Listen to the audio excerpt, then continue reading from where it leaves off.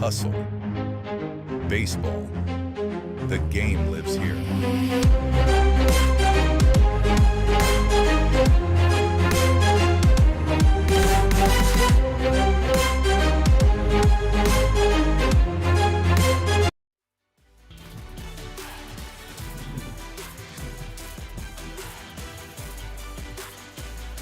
Welcome back to Raimondi Park on a beautiful Friday evening. The Ballers are back in town coming off a series victory in Long Beach, and now they welcome for the first time this season the Boise Hawks into Raimondi Park.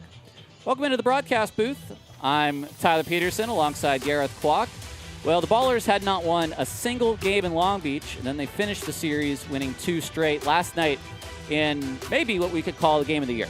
Yeah, I mean, they showed some serious resilience. Another 4-hour marathon. Second time they've had the 4-hour type game in as many weeks. But just the resilience and the grit from this team, considering how Long Beach had dominated in much of the season series. A couple of new guys coming in and stepping up between Tyler Bates out of the bullpen and then Tristan Moore, who we're going to see later tonight. But Moore has made some fast friends quickly after his 3-hit, 3 RBI game and the knockout round win. And when you do that, that means you get an interview with Gareth Kwok. We'll hear from Tristan Moore after the break here on Ballers TV.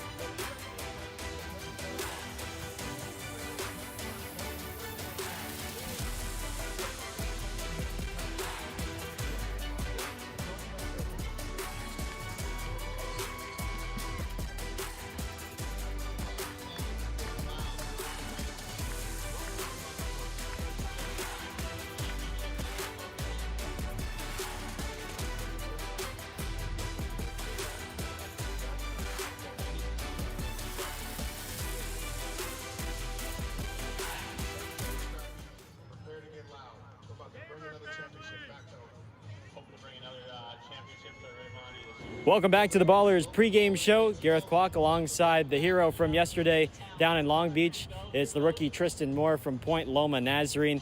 Tristan, you've made some friends pretty fast over the last 24 hours or so. Yesterday, 3 hits, 3 runs batted in, the game-winning homer in the knockout round. How'd you sum up the whole day yesterday, just getting to the field and then ending it all with the victory? I mean, it was a great experience. It's always fun to be out there and be out there with the guys. Doing anything I can to help us get the win and get runs in. Well, first hit, first pro run batted in, already out of the way. And then, for you, what were you thinking when Aaron Miles, after 2 knockout rounds, said, man, we need another guy. Tristan, can you do this for us? You got to do what you got to do, give it everything you have. And I felt like I did everything I could, and I'm just grateful to be out there. Were you aware of the format, the unique format in the Pioneer League with the extra inning, the home run derby knockout? I mean, I was a little bit. I didn't know it was completely real, and then we got there and it was real, and I was like, oh wow. But it was kind of crazy, and it was a cool experience, and it's cool to see and be a part of. Did anybody give you any tips on how to approach it, or were you just going in blind a little bit? I went in blind a little bit. I watched the guys before me and watched how they went about it, and learned a little bit through that. But mostly just going in blind. Well, how are you able to hit that one to right into the bullpen? Albeit it's a tough ballpark, wind blowing in a little bit, but how'd you make it happen? Just trying to get the one pitch, up and in, turn on it. That's the only way you could really go out there as a lefty. So just trying to get that one pitch and do everything I can with it. Well, you just finished up your college career at Point Loma Nazarene. How did this whole opportunity come about between you and the Ballers to then play professionally? So my head coach at Point Loma hooked me up with Don, and he helped me reach Aaron, and Aaron reached out to me, and I'm extremely grateful for this opportunity and the opportunity to be here right now. Were you willing to take really any opportunity out there, and was it just fortunate enough that it was just a couple hours drive from San Diego? Yeah, pretty much. I mean, whatever opportunity I had, I was taking it, and I'm extremely grateful that it's with the Ballers. So after celebrating the victory, your night wasn't completely done. Tell us what transpired the last couple of hours trying to make your way up here. Yeah, so I had to drive up 3 hours. So we drove 3 hours after the game, stayed in a Motel 6, woke up at 8:39, got in the car again, drove 3.5 hours, and finally made it. Quite the pro ball experience, isn't it? Definitely. Well, Tristan Moore is our guest here on the Ballers pregame show. Well, some of the fans just getting to know you for the very first time. How do you hope to impact this team with either your bat or your glove? Just do everything I can to help this team, whether it's getting RBIs or whatever, just any way possible to help the team win. Well, Tristan, it was a lot of fun seeing you out there yesterday, and we're looking forward to more fun at-bats on this homestand. Welcome to Oakland, and thanks again for the time. Thank you. That's Tristan Moore with us here on the Ballers pregame show. Back after this here on Ballers TV. Ladies and gentlemen, we have a Ballers legend in the house tonight. Emulating Ballers fan favorite, now with the Boise Hawks, Michael O'Hara, a friend of all of us here. One of our all-time favorite guys in chalk outline for his legendary catch in the championship is right there on the bench. So I couldn't possibly do this show without first playing you a little tribute to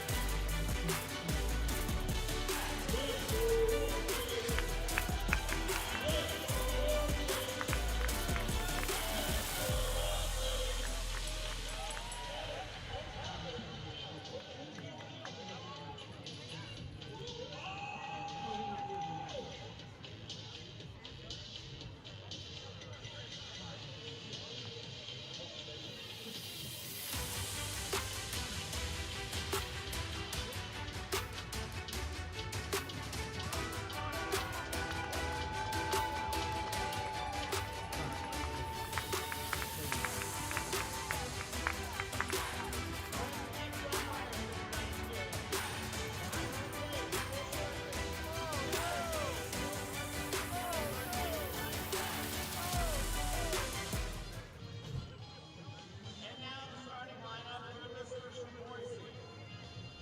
Michael O'Hara. Welcome back to the Ballers pregame show as we're getting ready for this Friday night fight between the Hawks and the Ballers. Let's take a look at our two pitchers brewing matchup. It'll be the right-hander Griffin Smith, who's had a really nice run as of late, taking on the right-hander Humberto Vela. Yeah, Griffin had one of his best starts, arguably his best start on Saturday against Modesto. 6 innings, 3 earned runs, 6 hits, 1 walk, 2 strikeouts. He's been someone that's just been filling up the strike zone as of late, commanding his stuff very well, and so you're hoping to see him build off of that start, and hopefully for the Ballers, they can provide him some run support and give him his first pro win. Meanwhile, for Villa, someone who's toiled in the Pecos League the past several seasons with Roswell and Alpine, but now getting a crack here at the Pioneer League and still adjusting to the level. This will be only his third start of the season. Well, if there's anyone who knows how to take a Pecos League team and make it successful, it's the man who is the manager of the Boise Hawks, and that's Sean Persky, who spent a couple years at Alpine and then brought a couple of big pieces to this Hawks team last year from his Alpine squad. And one of those guys, Taylor Darden, who darn near hit something like 420 last year, is now an affiliate player in his system. So he sure knows how to go pick them. So we'll see Vela today. Of course, the Ballers brought in a Pecos League pitcher, an all-star in Tyler Bates. And we saw what he was able to do the last few days in Long Beach. But for Oakland, there was some belief yesterday being down 5 early, a short start from their starter. We saw that script play out a few times this year, but this time it was Oakland that was able to come back as the away team in a stadium where the home team had only lost 3 games all year. And it was pretty incredible what Langston Burkett is able to do last 2 nights. He has to have an off day today, surely. Yeah, I mean, he has just totally flipped the switch since the first couple of weeks of the season. And I think you and I had talked about it, but if he just commanded the stuff right early in the season, this is kind of what you had envisioned for him in this type of role.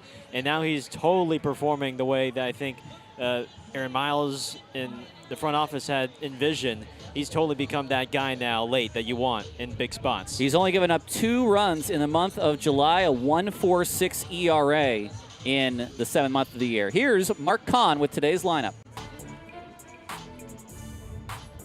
It's now time to meet the starting lineup for your Oakland Ballers. Leading off and catching, number 18, Jaden Colora. Batting second and playing third base, number 15, Jake Allgaier. Batting third, the designated hitter, number 21, Cam Buford. The cleanup hitter, first baseman, number 16, Jeter Ibarra. Batting fifth and playing left field, number 37, Tristan Moore. Hitting sixth and playing right field, number 27, Noah Blythe. Batting seventh and playing center field, number 9, Isai Santos. Batting eighth and making his professional debut after a 4-year career across the bay at USF, the shortstop, number 1, TJ Rogers.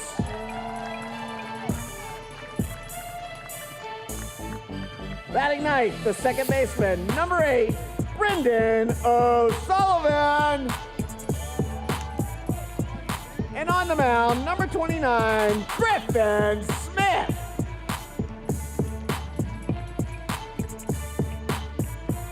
Before we start today's game, we acknowledge that the land where the Oakland Ballers work, train, and play sits on the unceded ancestral homeland of the Ohlone in the territory of Huichin, encompassing regions throughout the greater East Bay area. We recognize that we benefit from living and working on their traditional homeland, and we affirm their sovereign rights as First Peoples. Ladies and gentlemen, please rise if able and remove your caps. Presenting the American flag is military veteran Dave Chavez. Performing the national anthem is local composer and guitarist Ray Casares.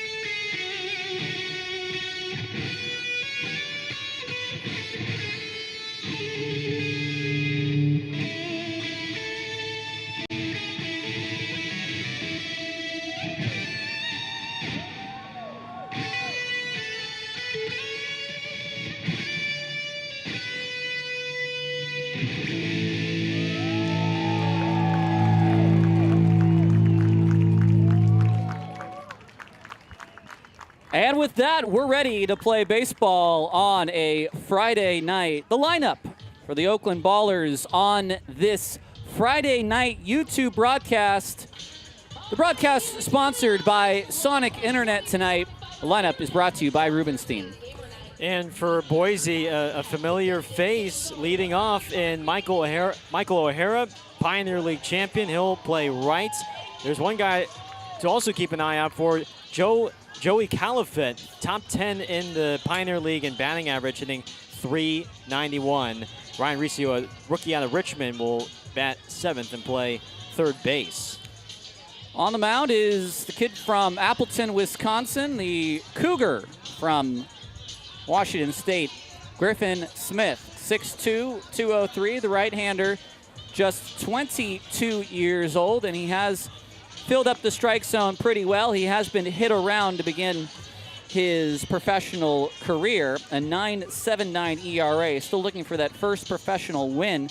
He is 0-4 so far this year, but the walks only 8 and 26 and 2/3, and he's had 2 quality starts so far this year. Let's hope that he can build upon what he's had, and some time off between his final start at Washington State, his first start here at Oakland. It looks like he's getting back into the form we were hoping for. The defense behind him be a little bit different, and we'll have some changes to talk to you about, including the new man at shortstop, T.J. Rogers, a 4-year player at USF, as you heard from Mark Kahn. Wore green and gold across the bay, now wears green and gold here at Raimondi. T.J. Rogers and the right-hander David Thomas out of Alameda, who pitched at San Jose State, are the 2 newest players today. And we had to say goodbye to Paul Winland, and we had to say goodbye to Jake Villar. In steps Michael O'Hara, who makes his hero's return to Oakland. Michael has been injured for part of the year. This will be his 29th game of the season. He is hitting .358 with 2 home runs and 27 RBI. First pitch is low at 6:36. Michael, of course, was a clubhouse favorite in 2025 and a big part of what the Ballers did in their championship series. And even though a couple injuries, that is, kept him out for a good portion of 2020-25, he was available in the playoffs, played in that championship series, made a huge catch down the left field line, takes a strike 1 and 2, and I think with the way we know how Michael is, he's a great personality. The batters have made him the beer batter today as the leadoff hitter. You get the warm welcome, and right from the start, fans are wanting you to strike out. The 1-2 from Griffin Smith is fouled away. Now, O'Hara only ended up playing 37 games for Oakland in 2025. But he was here at the stadium every day, and we used him for a lot of our marketing purposes. This is a fly ball to left field. Moore makes the catch, and that's how this ball game begins.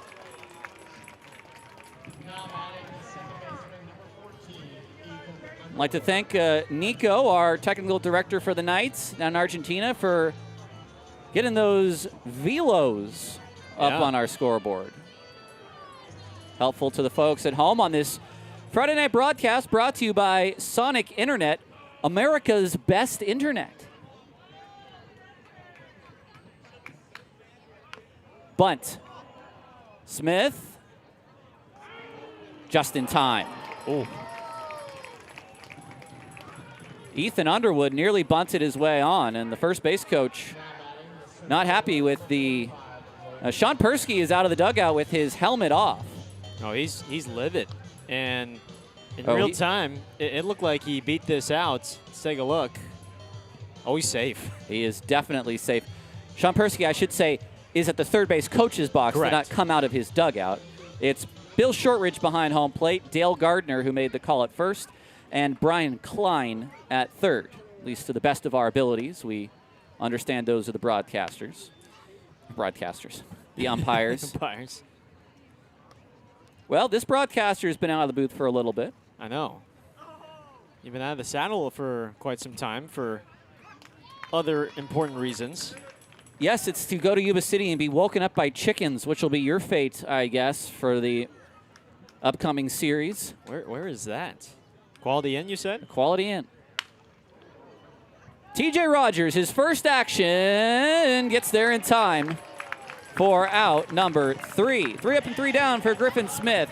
And we head to the bottom of the first, no score.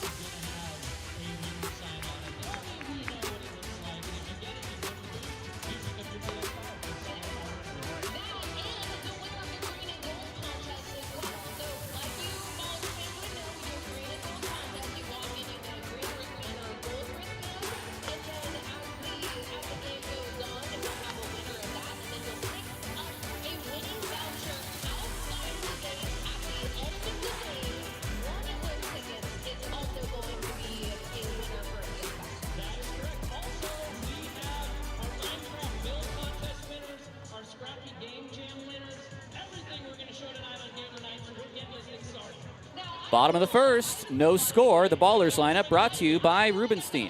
And Jaden Kalora is back in the leadoff spot for a second time this season. Allgaier second. Buford slides all the way up to 3.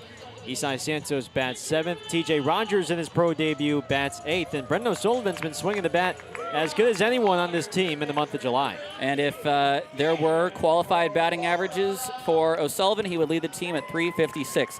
Here is Humberto Villa, V-I-L-A, or Vela, excuse me, V-E-L-A, as I misspelled it on my scorebook, to take on leadoff man Jaden Kalura, doing his best John Jaso impression. Kalura at 327. 6 home runs for the rookie catcher. That comes in at 71. Now, only 2 starts for Vela. 0-1 record. He has allowed 10 hits and, or rather 14 hits and 6 walks in 9 innings. 3-0.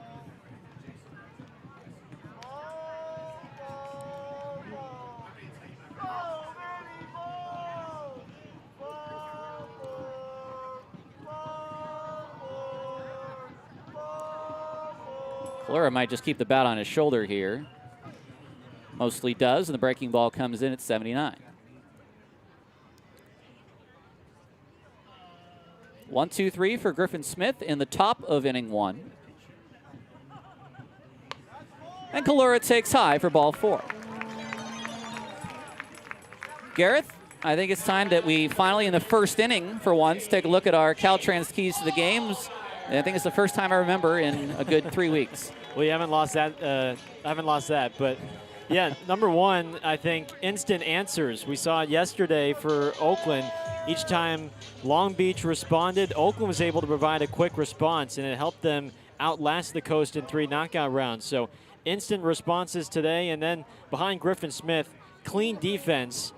He's a guy that pitches to contact, and he needs clean defense in order for him to be successful. So defense needs to be clean. They need to play catch in order for him to hopefully get his first win as a pro. Allgaier, 321, 9 home runs, and 38 driven in. Looks at that pitch outside. Soft tossing righty, Humberto Vela. That's the scouting report so far, I think. According to Synergy, he's got a fastball, slider, and a knuckleball. I'm thinking it's something like a knuckle curve he's throwing right now, maybe. Because that's coming in around 76. It's got some spin to it at 1,600. So maybe. But if it's a true knuckleball, I haven't seen it yet. There was one pitch. It looked like he kind of like tried to push it or like guide it. Let me take a look back on the list here. I mean, all the spin rates are too high for a true knuckler. Yeah. 1,200 is the lowest. That could be a knuckle curve. It could also be Synergy just misidentifying the pitch. Could be. We welcome you to this Friday night broadcast on YouTube, whether you're watching up in Boise or in Oakland. Strike 3 called to Allgaier. A breaking ball that spun quite a bit into the top of the zone. That's hard to hit. If you don't know, that's coming. 69 miles an hour, but 3,200 RPM spin rate. Here's Cam Buford.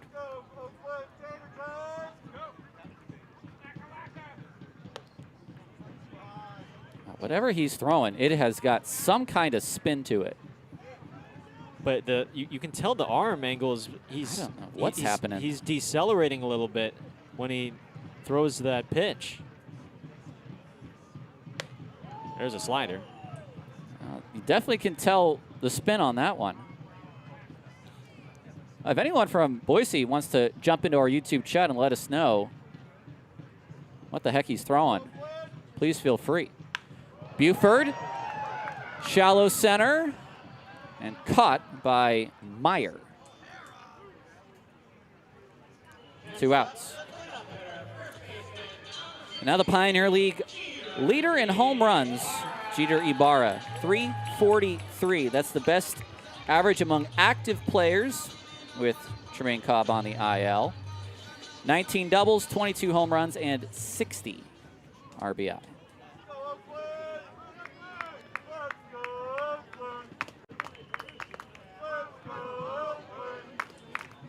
Challenged by Ibarra.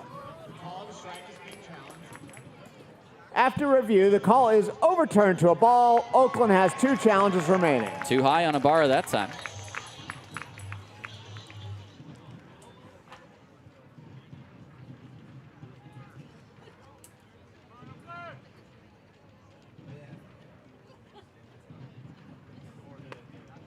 That breaking ball is in at the knees for strike 1. I wonder if Kohler is watching this thinking, I could probably swipe a base off this guy. Yeah. I mean, he's probably touched, what, maybe like 2 or 3 pitches have gone 80 miles an hour so far. That's up the middle, heads down. Whoa. Single for Ibarra. It came in at 71. It came out at 102. Watch out, Humberto Vela. Here's last night's hero, Tristan Moore, the left fielder, who played his first 3 professional games after coming out of Point Loma Nazarene, former school of Isai Santos. Moore takes strike 1. A 3 RBI night and then won it in the knockout round. Buford couldn't get any home runs. Ibarra couldn't get any home runs, but Moore could. He got 1, and that was enough. I will say, watching him now from behind home plate instead of on the camera, he has an interesting load with the bat on his left shoulder. Yeah. Played at New Orleans as well for a couple of seasons, University of. fouls that one away.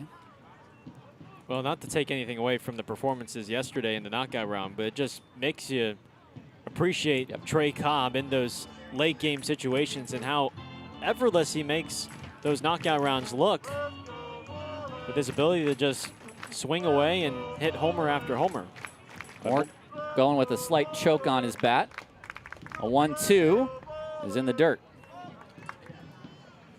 That's a curveball, and that thing is dropping fast. That's got to be a curveball. That thing is just going straight down in the ground. I mean, it's got really sharp snap to it, but I mean, none of his pitches, only a handful have exceeded 80 miles an hour. He's been hovering around the 70s. 2-2. Got him. 2 strikeouts for Vela. And we go to the second, no score on Ballers TV.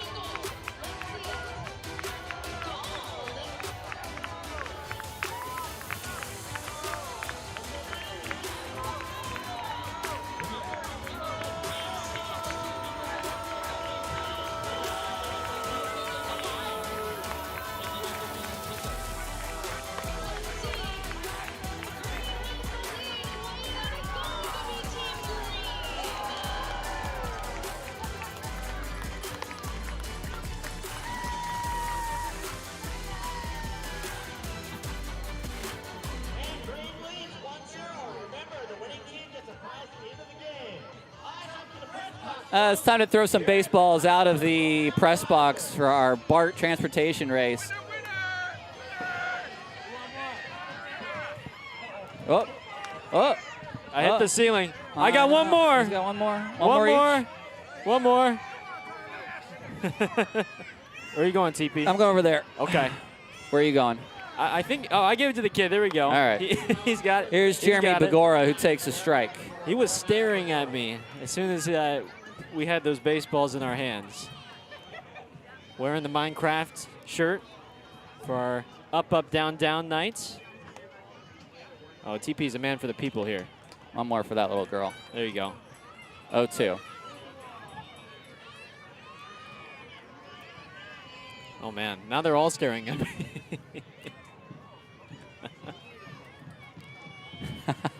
What did we start here? 0-2 to Begora. It's in the dirt. Jeremy Begora, a second-year Hawk. We saw him last year. Although on the roster this year, he's going by Jeremiah.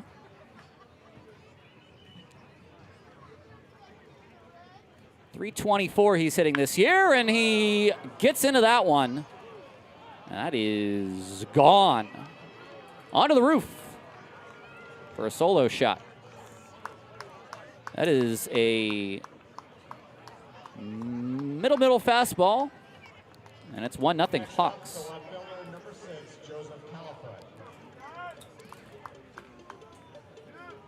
So for Begora, it's only his 4th home run of the year. 404 feet, 107 miles an hour. That is right in his wheelhouse for a guy that stands at 6'8", 230 pounds. Here's Joey Califoot, who takes a strike right on the inside. Califoot, who again by the roster, is going by Joseph this year. .391, 6 home runs, and 50 RBI. Fouls that away, 0-2.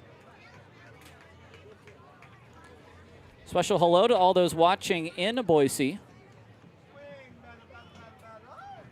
used to travel a broadcaster. The Boise Hawks did. Yeah. Are not doing so this year. Might not have done for the last couple of years. Good friend of mine, Leonard Berry, used to be a traveling broadcaster for the Boise Hawks.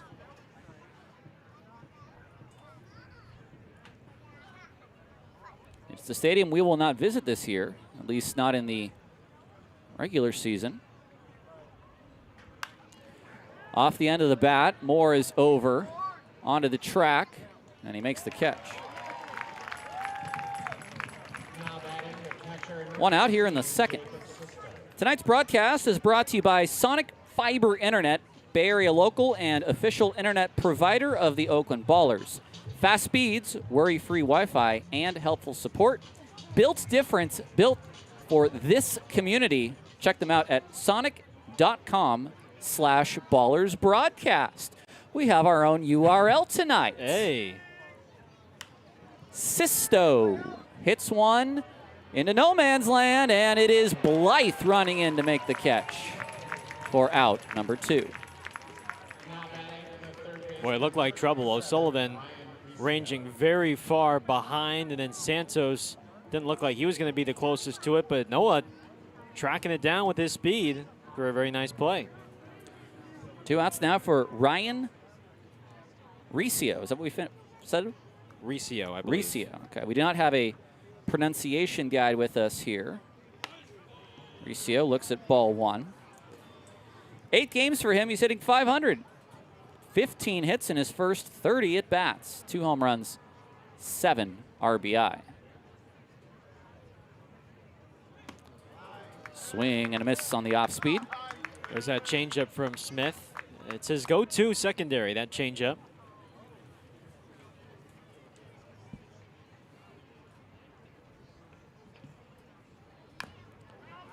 Fouled off the foot. It's 1-2. And he'll throw it a good amount. You know, you have that fastball that's sitting in the upper 80s, low 90s, and he'll just keep changing and adjusting the eye levels with these hitters with that changeup. Out of University of Richmond, which is neither in the East Bay nor San Francisco, but in Virginia, the one-time capital of a foreign country as well. 1-2. Is that right, Booney? Half swing, does he go? Yes, says the umpire at first. And Kalura is just going to let Riccio walk away, and he's out. And we're going to take a break. Let's see, does he go? Riccio with the swing, and he does. We'll take a break and come back. No score on Ballers Baseball.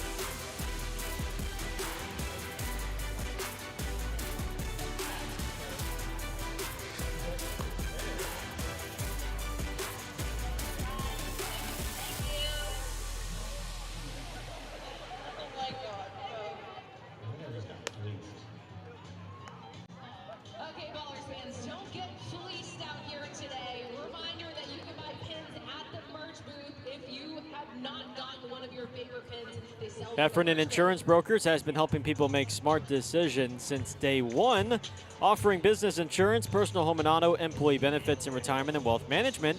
Make a smart decision for your business or family today. Visit Heffernan Insurance Brokers online at hefins.com. Expertly read right before the pitcher comes set on the mound. Vela to face Blythe. And, well, he'll test Oakland's patience today. I think we know that.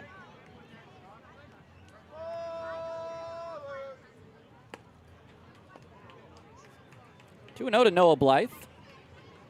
Blythe is hitting .297. A little bit of a cold spell for him. 8 home runs, 36 driven in.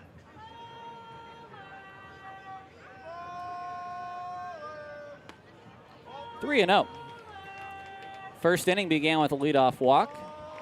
Oakland could not push Jaden Kalura past second base, though. Left 2 men on to finish that first inning, and there is strike 1.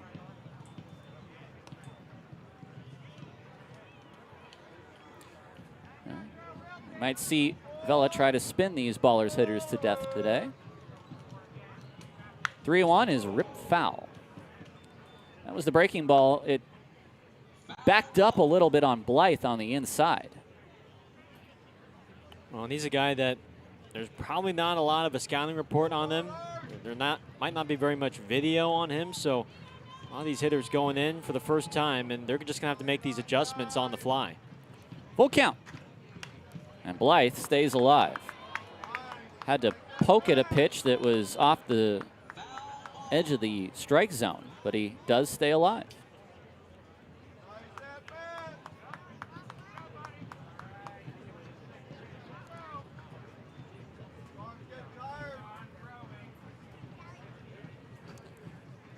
(3-2) popped up behind first. Bagora backing up. It's the right fielder's ball, if anyone's, and it's put away by Michael O'Hara.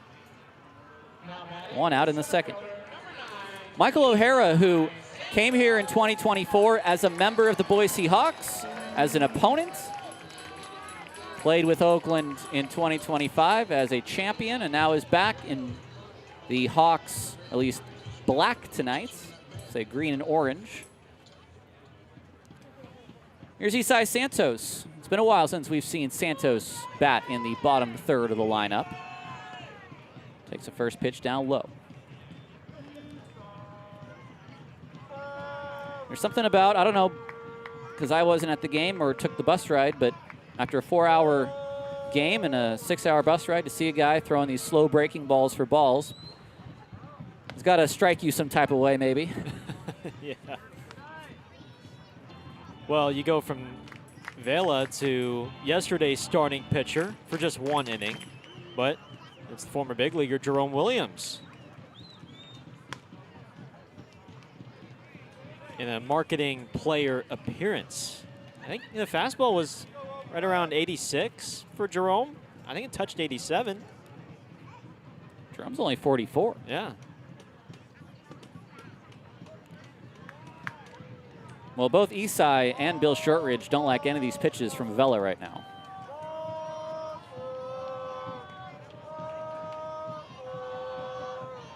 (3-1). There's a strike. And we go full, 3-2.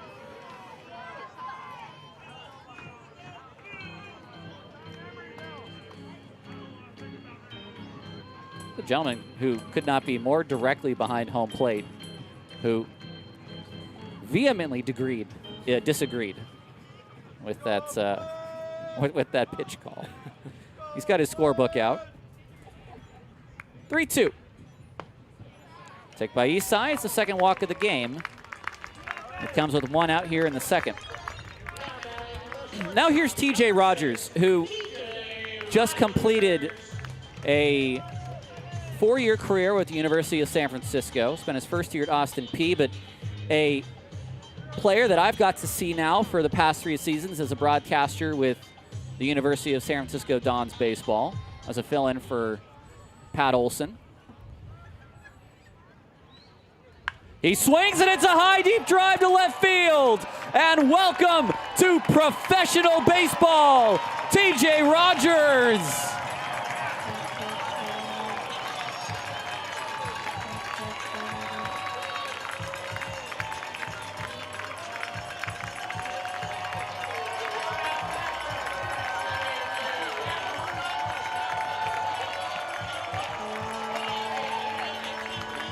It's our 105th home run this year on the Sonic Home Run Tracker. And this game today is presented by Sonic Internet. Well, the new guys have made instant impact since joining the team. TJ Rogers, though, only takes him one pitch to make an instant impact. Not fazed by that slow 70-mile-an-hour breaking ball, and that's a homer almost anywhere, folks. 400 feet to left center. O'Sullivan takes a strike. Well, he did that quite a bit at USF. And in fact, I saw a game this year. I broadcasted a game between Brendan O'Sullivan and TJ Rogers. And I believe Rogers homered in that game. But he's an athletic shortstop and someone who either he or O'Sullivan, in the absence of Cobb right now, will see a good run at the 6.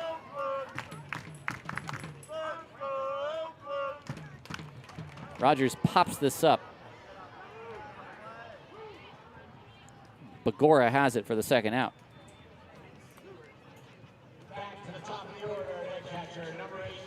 Here's Jaden Kalura. One pitch for TJ Rogers. He's given Oakland the lead.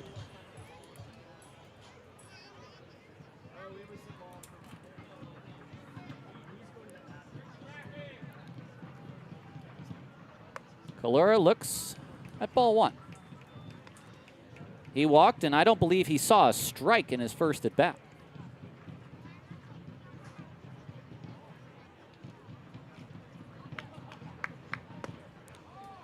There's one there. 1-1 the count. 3-game series with the Hawks, which starts tonight. Ballers will go up to Yuba Sutter for, surprisingly, the first time this year. Play a 3-game series there, and then back home for 6 with the Red Pocket Mobiles.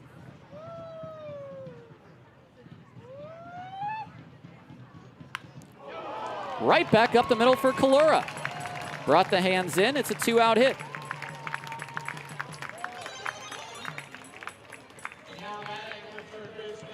So he got ahead on a couple breaking balls for trying to surprise him with a fastball in on the hands, but Jaden Kalura's got lightning quick hands. Sends it right back where it came from. Here's Allgaier, the third baseman.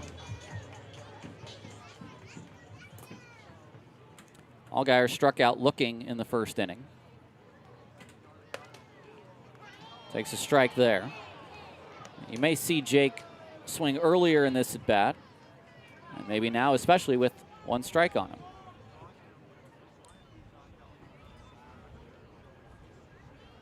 We have time. I think Kalura needed to adjust his shoe or retie his Aha. shoe.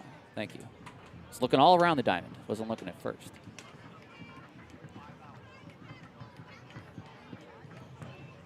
Oh, 1 to Allgaier. Swing and a miss. That might have been something closer to the knuckler there. 800 the RPMs. Well, and just for those out there, less than 1,000 RPMs is usually a sign of a knuckleball being thrown.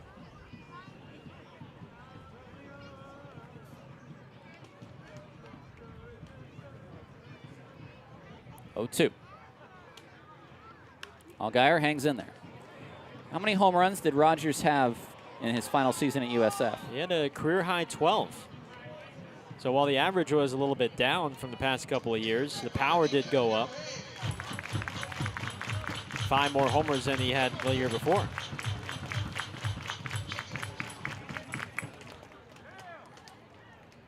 Allgaier hits one to first. It's past the glove of Bagora. It's into right field. It's a base hit. To third goes Kalura. Well, it was a bit of an awkward play, and it almost looked like Bagora overdove the baseball. Well, he was in position to make the play, and I'm wondering if he just didn't quite go at that ball right. I mean, he tried to maybe backhand it, but I wonder if it had some interesting spin on it. Yeah, maybe some spin, but I think either way, if he just fields that maybe a little more normally, traditionally, he can at least chest it up, body it up, and keep it on the infield. But if you stab a ball like that, you either get it or you miss it. You might be right, though. He might have gone to ground a little early there. Here's Buford, who flied out to center. Buford had a hot bat going last night. A couple of good 2-out RBI. 2-0. I mean, it very well could have taken a funny hop. A little patchy by that cutout there, which is susceptible to some interesting hops. 3-0 to Buford.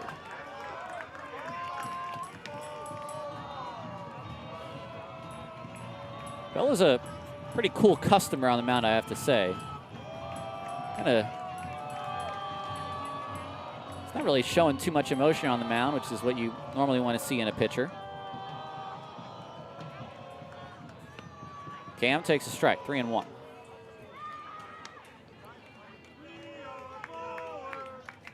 Does not seem to be in a hurry. Big hole on the right side for Buford. And he sends this toward the gap, and it is down. It's cut off by the center fielder. Buford into second. They're sending Allgaier. The throw home on one hop, and he is toast. It's an RBI double for Cam Buford, but the inning ends. The Ballers are up 3-1 as we head to the third on Ballers TV.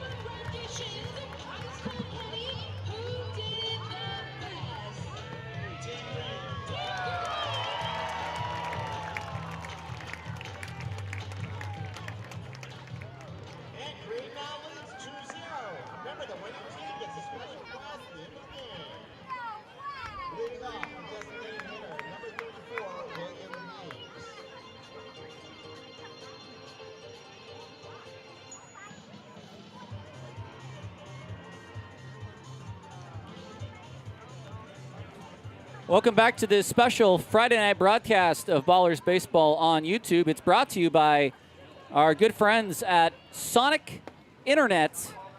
Fast, affordable internet.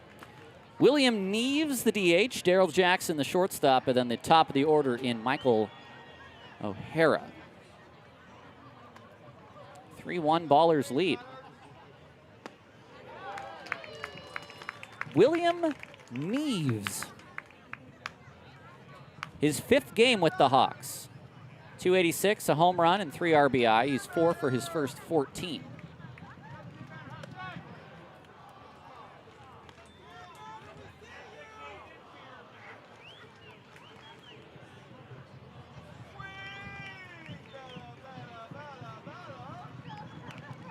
That's tipped, but in the dirt. Formerly at the College of Charleston the past couple of years. Is that different from Charleston College, which was the alma mater of one Campbell Spradling? This is the Division I College of Charleston.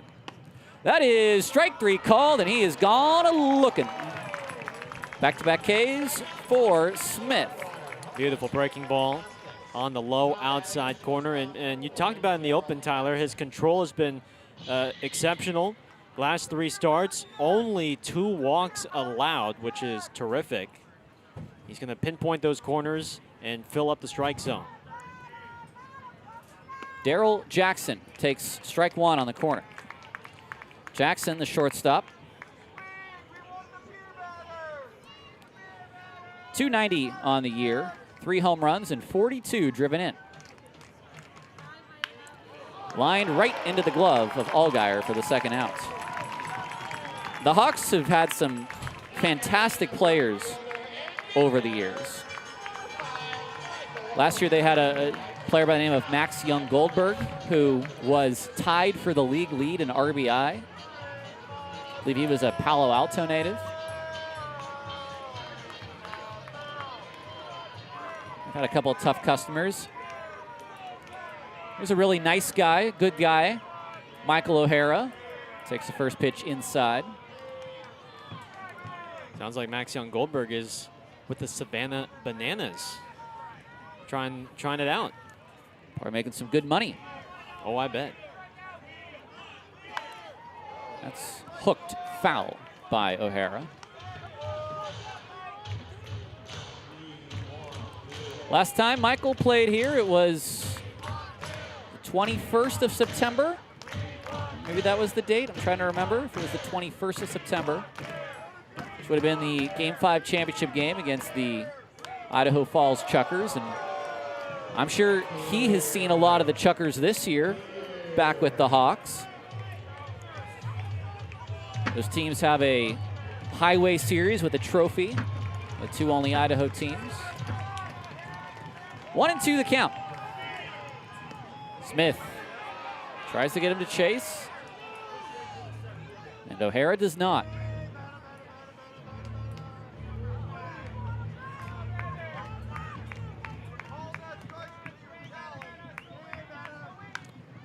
In the air, Moore again. Moore will put that away, and it's another 3 up, 3 down inning for Smith. As we head to the bottom of the third, 3-1 Oakland on Ballers TV. Here in the field side section with our Minecraft build winners. We put out a call on social media for Minecraft builds of Ramondi Park. Here are 2 winners, Cora, who's 10 years old, and Scott, who's 18. First, we're going to take a look at Cora's build on the screen. Let's see what Cora created here for us. There it is. That's a high home view of Ramondi Park. Now, my favorite part, Cora, is that you captured perfectly the single section, the big seats in left field, which is a really cool touch. As we explore more of Cora's build, checking a little area over the field. Back there to the batter's eye. This thing is pretty impressive for a 10-year-old to build, Cora. I'm super impressed with your build. Okay, let's now take a look at Scott's build as well. He won the grown-up division. He's 18 years old, and here's Scott's build. We're going to show it to you right now on the screen. Mayor Mike actually tweeted this and said this is what a POV, a day in the life of him, looks like. I think Mike Davies sees an 8-bit, which is a little bit concerning. But you can see Scott's attention to details here, the soccer field there, and then checking out Ramondi Park. Going through the field side where we're sitting right now. That's us. That's our field. And then we're heading down to left field. This is really cool, Scott. We really appreciate all the time and attention that went into both of these builds. So, Cora, Scott, enjoy your field side seats. Thank you for joining us here. Those builds are absolutely epic. Thank you so much.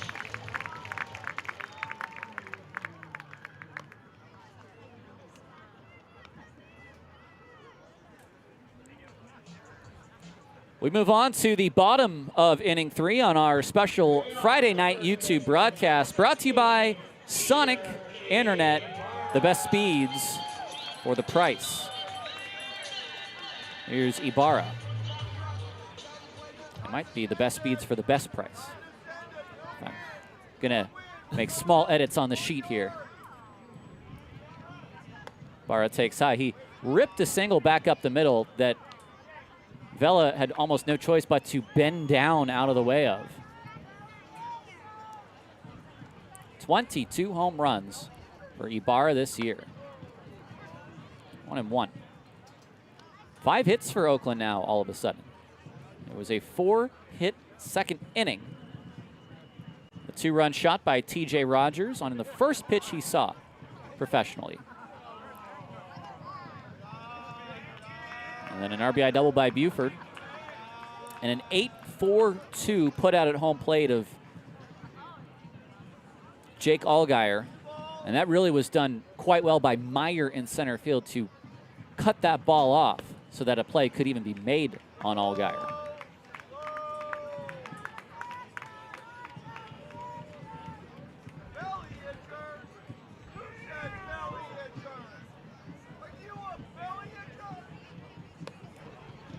Ball 4.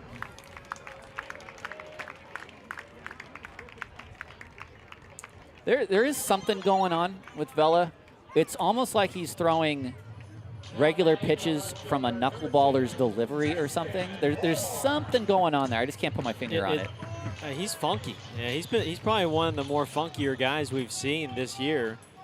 55 pitches, only 29 have found the strike zone.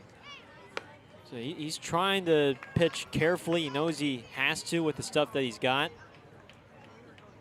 But now you'll see how Oakland responds and adjusts second time through the lineup.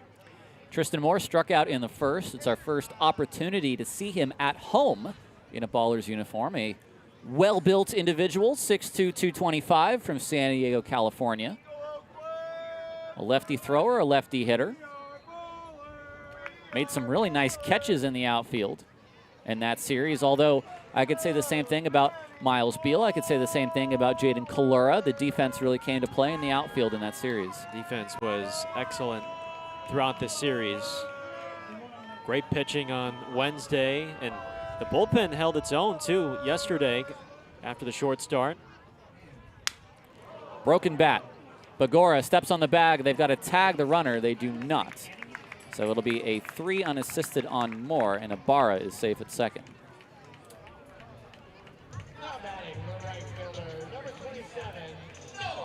Well, he gets Moore to swing on the 2-0 pitch, and he tried to pull an outside off-speed pitch, and you're going to do that a lot of the times, which is roll over.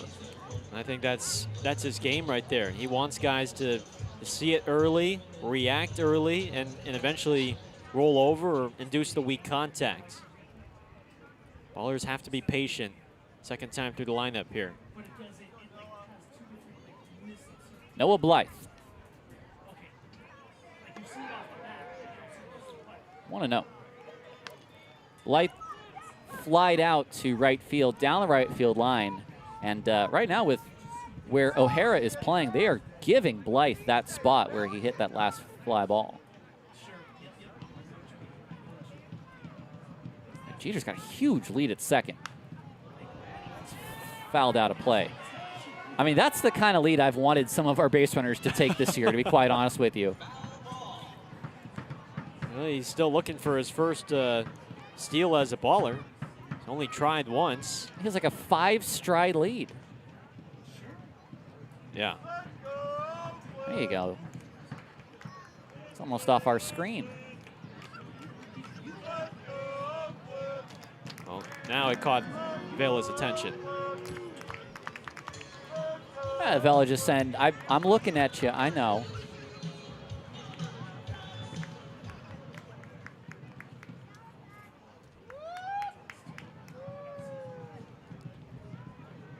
Blythe pops that out of play. This is the kind of pitcher that can frustrate a hitter, because I'm sure Blythe is thinking, let me hit one of these balloons a long way. And then you realize, oh, these are pitches with spin that actually have bite to them. And then you try to do a little too much. Well, Ibarra tried timing him up there a little bit. That's down the right field line. O'Hara after it into the corner, and that's foul. Mike's an all-out effort type of individual. There's no slowing him down. And he was an absolute joy to have with the Ballers in 2025. I still can't believe that catch in the postseason last year. I mean, full dead-on sprint into the chain link fence. Thankfully not into a pole. Yeah. I mean, what a play. That's 2 step-offs, and I think Jeter now can take an awful big lead if he wants. There's a lot of great defense in that postseason. Jake Allgaier came up huge a couple of times.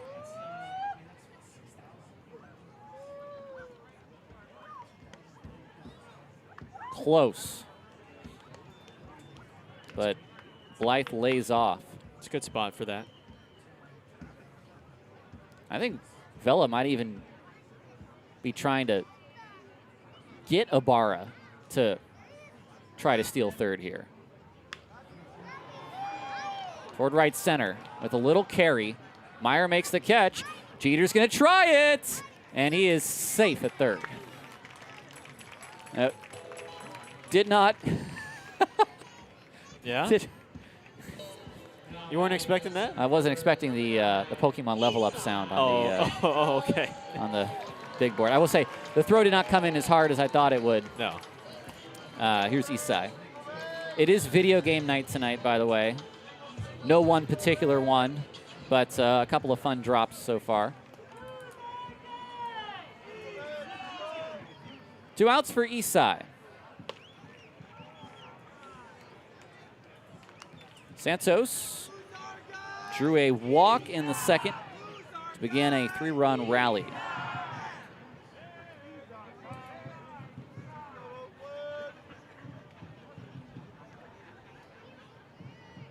Two and out.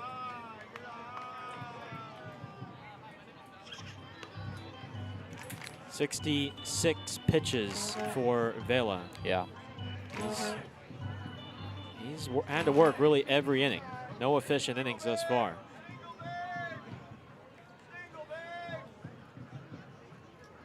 Santos, there's a nice play by Bagora. And that saves a run. After 3-1 Oakland on Ballers TV.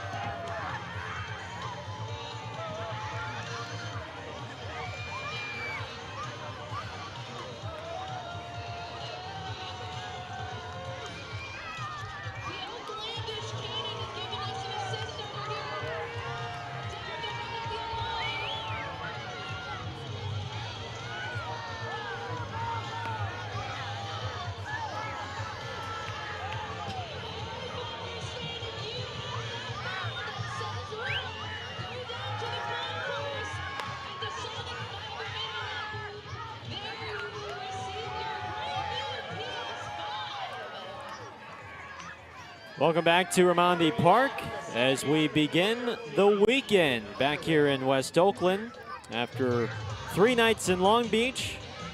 Ballers winning their first series in Long Beach this year, 2-1.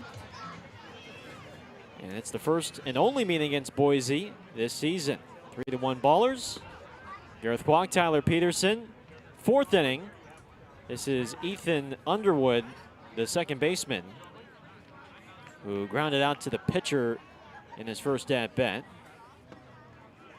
Although somewhat controversially on a missed call from Dale Gardner, and he's going to challenge this pitch low. The call is overturned to a strike. Oakland has 2 challenges remaining.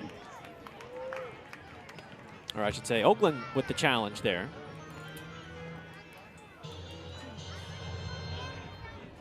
Is that Oakland 2 for 2 now? Oakland Challenges? 2 for 2 now. Oakland 2 for 2.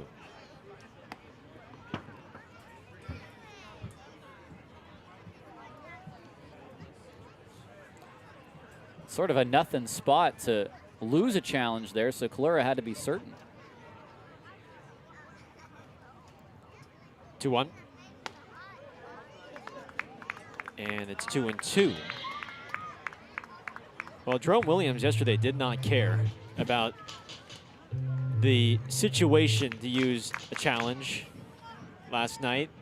He's like, I'm just going to use one. They're in the playoffs. They can do whatever the heck they Yeah, want. exactly. They're playing with house money.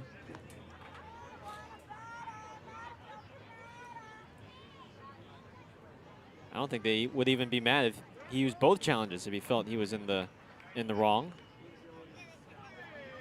Payoff pitch to Underwood. And there's ball 4. First walk issued by Smith. And here is Logan Meyer. Kurt Floodlot to White Hyundai Sonata. You left the car running. Now batting center fielder number 45, Logan Meyer. Boise was up in Yuba at the start of the week. Dropped 2 of 3, though, to the Freebirds.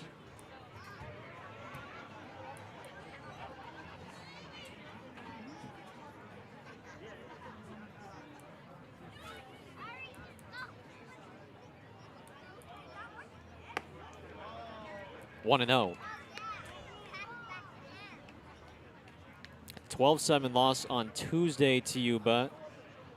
A 1-run loss then the next day before finally coming out on top 10-7 last night. Well, the Hawks are in the thick of it right now. They're both a second half contender and a wild card contender, and they just have to keep stringing together series victories. They fell short in the first half.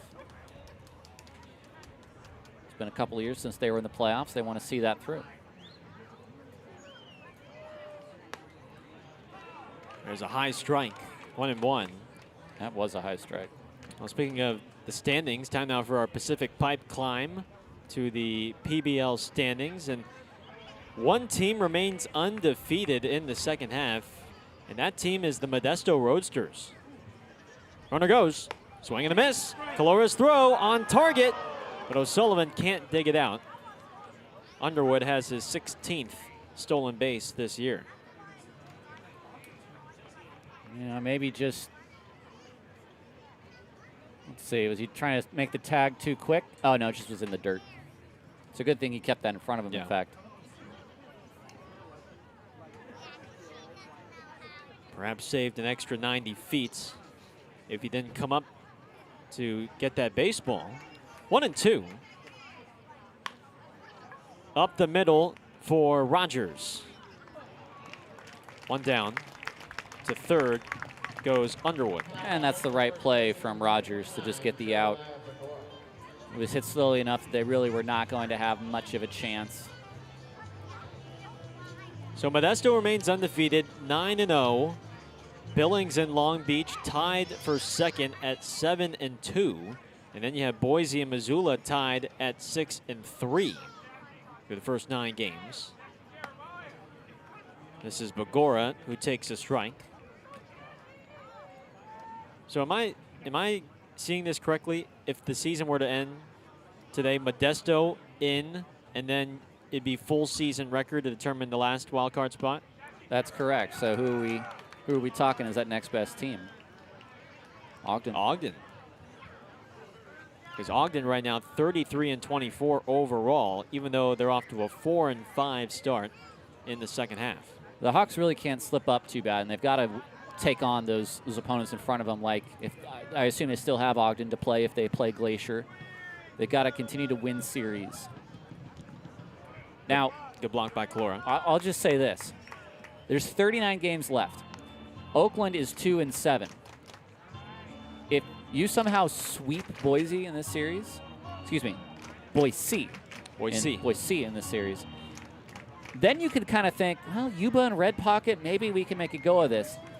They would have to go something like 30-9, though.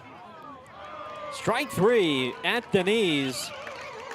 Bogora launched a 404-foot homer in his first at-bat against Smith, but this time Griffin gets the best of him here. You can't put a pitch better than that. That's about a tenth of the ball on the outside corner of the strike zone based on this imaginary zone I have in front of me. So that is a perfect pitch. 2 outs for Califat. Another good spot, 0-1. In a big time, too, running Yeah. at third, less than 2 outs. But, I mean, Oakland would basically have to go 30-3 the rest of the way to finish 32-18. I mean, that's how far down they've put themselves. Sure.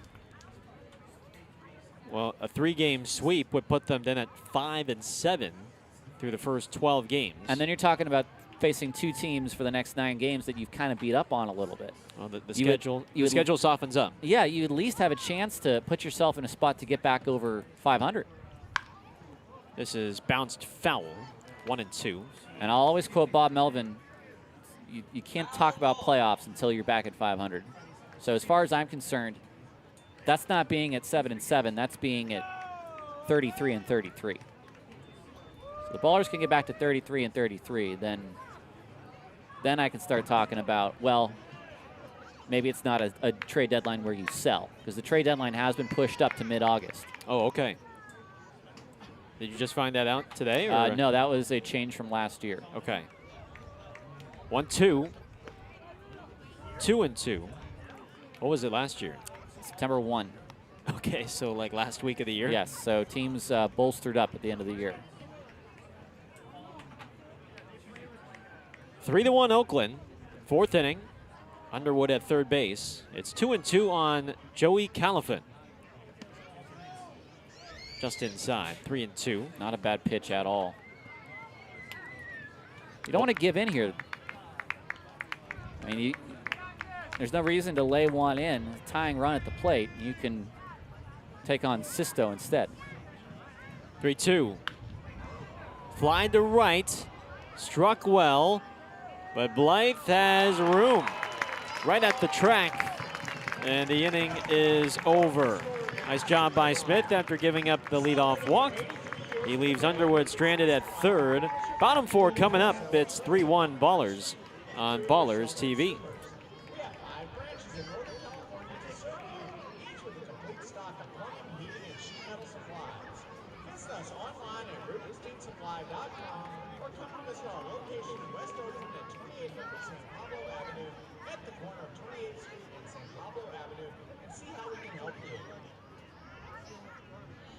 All right, the third installment of the Green and Gold contest, or it's it 4, something like that. It's the toilet bowl toss presented by Rubenstein. Now here are my contestants. In the gold jersey, we have Neil. In the green jersey, we have Abe. Both Neil and Abe are going to pick up the toilet paper rolls and toss it into the toilet behind me. The first contestant to make 3 is going to be our winner. Gold,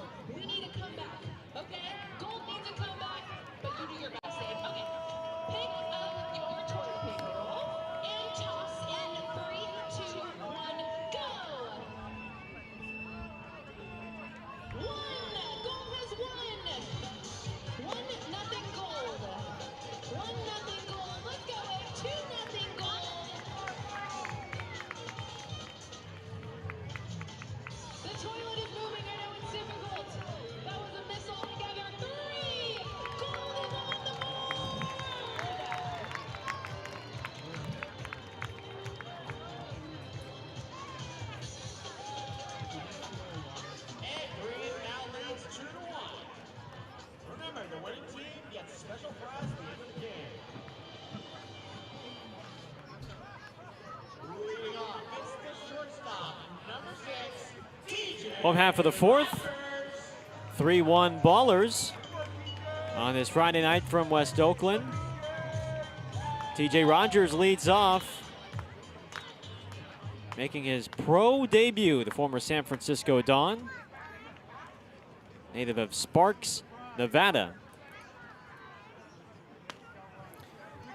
You know, when I was broadcasting for USF, this is a different angle of Rogers' batting stance because normally my body is literally below the playing field. That's right. At Benedetti Diamond. Liner, but right at Riccio. And there's one away. You're on like the ground level, field level. Yeah, my head is about even with the shin of the umpire, but the rest of my body sitting down literally physically below the grass line. So I'm guessing it's a pretty good view if you're a fan, but if you're a broadcaster, it's got to be, what, it's impossible to see fly balls. Or balls hit back up the middle. So a lot of balls that would get hit to Rogers, I would just say, this is hit toward Rogers. And then if I saw him make a throw, I'd be like, oh, he fielded it. Good thing it was a TV call, right? Yes, that's exactly right. We let the pictures speak for themselves, folks. There you go. I will say, this is now time for our Columbia Bank. Take it to the bank here in the bottom of the fourth. Gareth, I'll tell you something I enjoy. Okay. I enjoy buying my music. I have done it for quite a while. I grew up with an iPod Shuffle. Okay. Then I had a Nano. Yeah. Then I had the phone. But I enjoyed buying songs off of iTunes. I listen to Spotify here and there, but most of my music is stuff that I purchase. If I like a new song, I'll just purchase it and add it. Listen on the airplane, listen on my drive. I don't need any type of internet to listen to it. I really enjoy that, and you can take it to the bank. Brought to you by Columbia Bank. That's under the glove of Vela, but Underwood is there to back him up. 2 outs for Jaden Calora.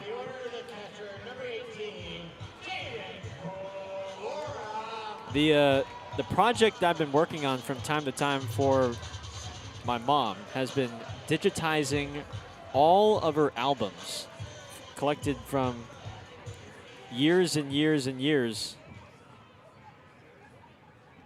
so that she can have it on her iPhone. Doesn't have to go back and repurchase it on iTunes. Are these compact discs? Compact discs. CDs.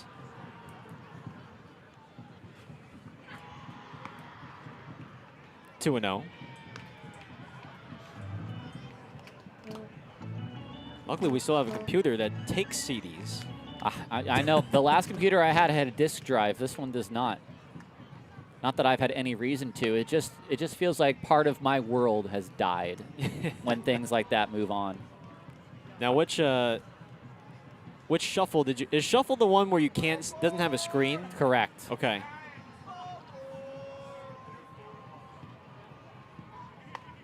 I guess it was my dad's, but I used it a lot. But it was the small one, the shuffle. Yep. Shuffle. No, the full size one. I remember we bought a case for it in Chinatown with like these milk cartons that looked like cow faces. Okay. And I took that thing everywhere with me. I took it to my first trip in Arizona.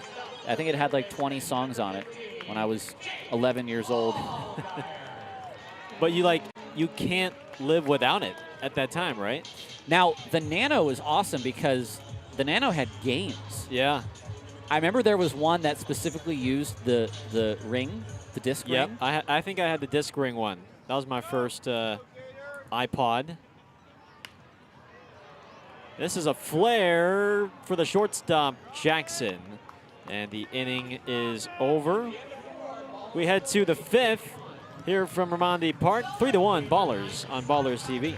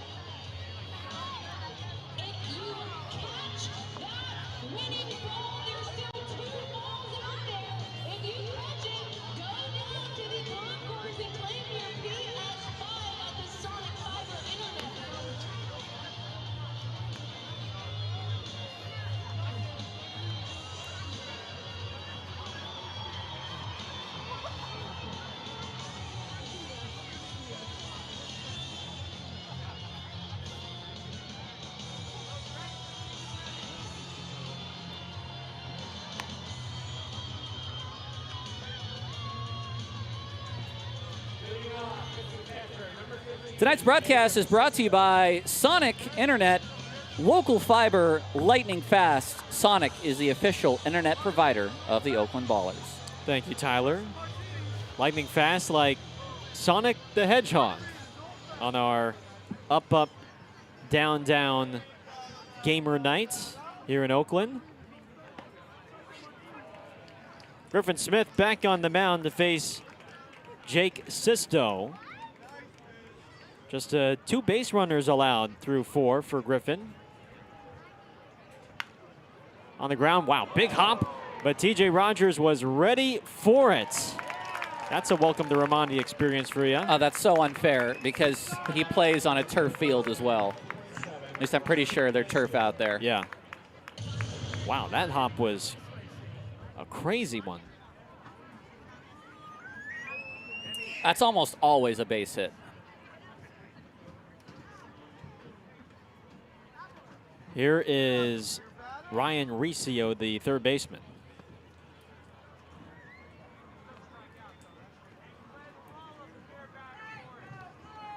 Struck out swinging in his first at-bat against Smith.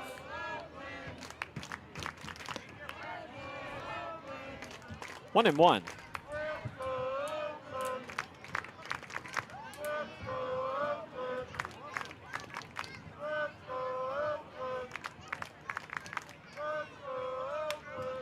Broken bat, grounder. More work for Rogers. You're seeing the glove on display tonight, folks. You talked about his athleticism, Tyler, and already several ground balls hit in his direction. Yes, the athleticism looks legit. Yeah, he was one of the leaders for USF, both statistically and in the clubhouse, and it's good to see him here in Oakland. William Neves takes a called strike. That was not on the check swing. 0-1. I mean, just charging the baseball and then the sidearm sling to get rid of that ball so quickly.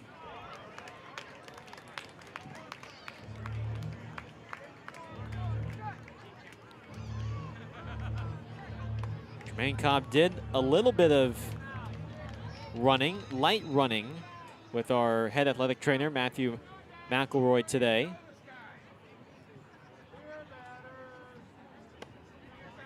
One and two. The earliest he could be activated is Tuesday when we head up to Yuba Sutter. I think you may see him for next weekend, maybe. 1-2. Got him looking. Boise hasn't used a challenge yet, and they're not going to use one there.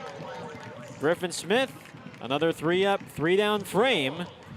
5 innings of 1-run ball for the former Washington State Cougar, and we're halfway home on this Friday. 3-1 Ballers here on Ballers TV.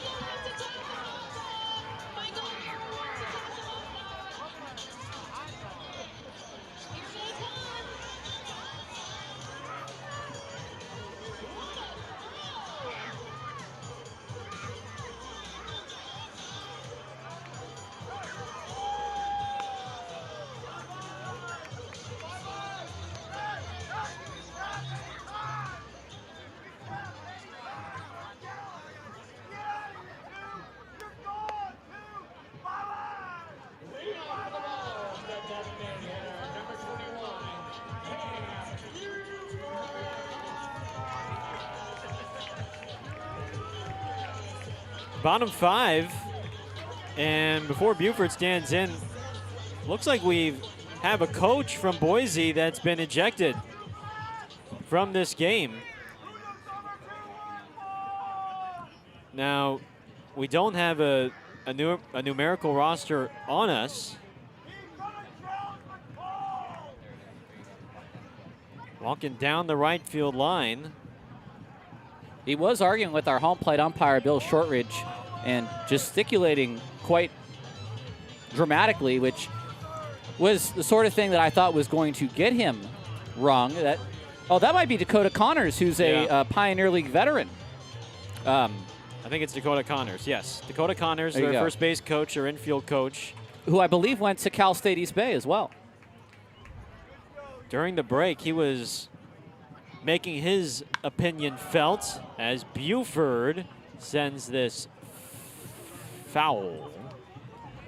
He voiced his opinion loud and clear to Bill Shortridge, who's working the plates. I didn't see him, though, give him the points. Neither did I. Unless it must have happened after we were, or before we were looking. But that might be just more of the totality of tonight's events. I think that goes maybe back toward the call in the first inning, more than anything.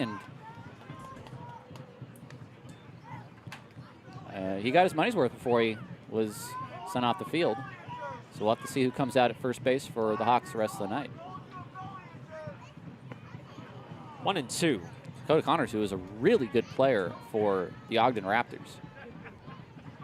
I believe good friends with Gabe Tanner and some of the other guys that have come through Oakland. Bounced up the middle. It's Daryl Jackson who just gets Buford by a step. It's a strong throw from Jackson. Haven't seen a ton of plays from him tonight, but that was a really nice one. One down for Ibarra.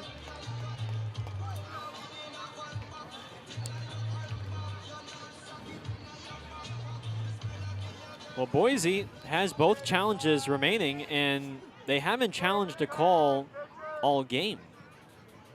Been just 2 by Oakland that have been overturned successfully. Yeah, which is why I kind of feel like it's less so much about the strike 3 call, because if they had a problem with that, they would just use a challenge. Jeter's been on base twice, a single and a walk. For the Pioneer League's home run leader, still sitting at 22 this year. And the walks have gone up recently. And that's not necessarily because he's had a great eye. It's because Troy Percival wants nothing to do with him. 3-0. I wish there was a column that separated the intentional walks from the walks, the regular walks in our stat sheet.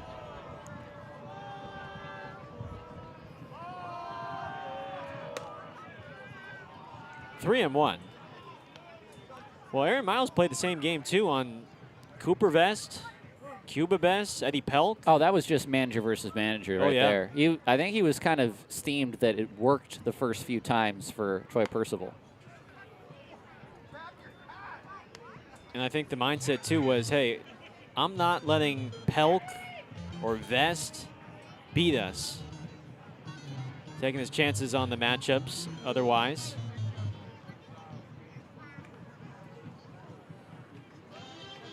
Eddie Pelk, who's already going to break the record of walks in a single season for last year.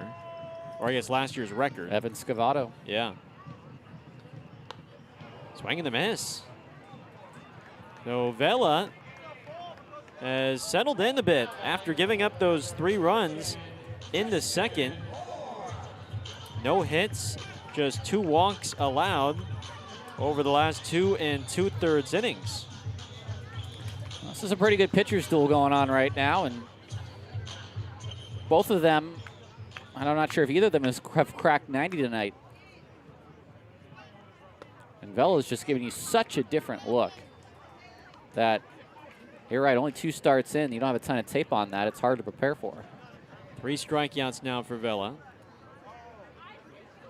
Tristan Moore, 0 for 2 so far in his home debut.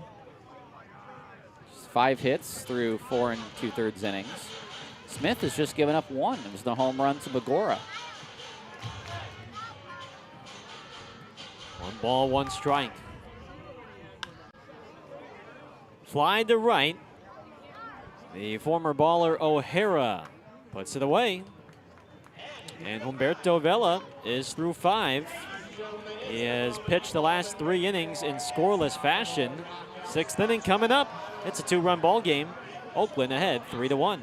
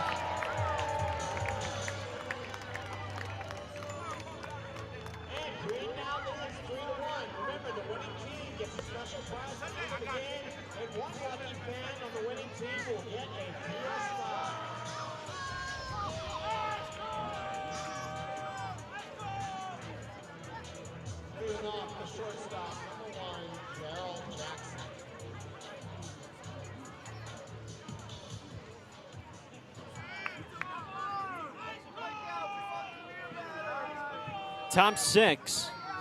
Oakland ahead by 2 in the series opener against Boise. First pitch to Jackson is lined, and a sliding grab from Tristan Moore.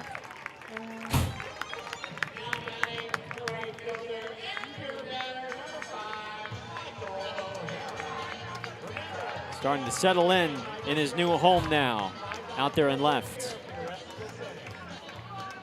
I think Moore knows that unlike Blair, he can play deep and come in and still cover a lot of ground. Now 3rd time to the lineup for Smith.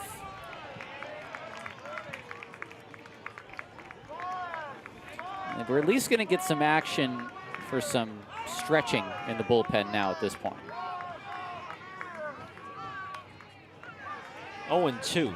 Well, O'Hara's teased his former fans after twice starting with 2 strikes just to put a ball in play both times. A couple of flyouts to left field.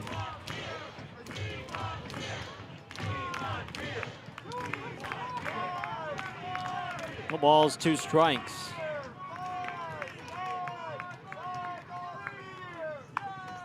Little cue shot. That's off of Allgaier. And it's going to be a base hit.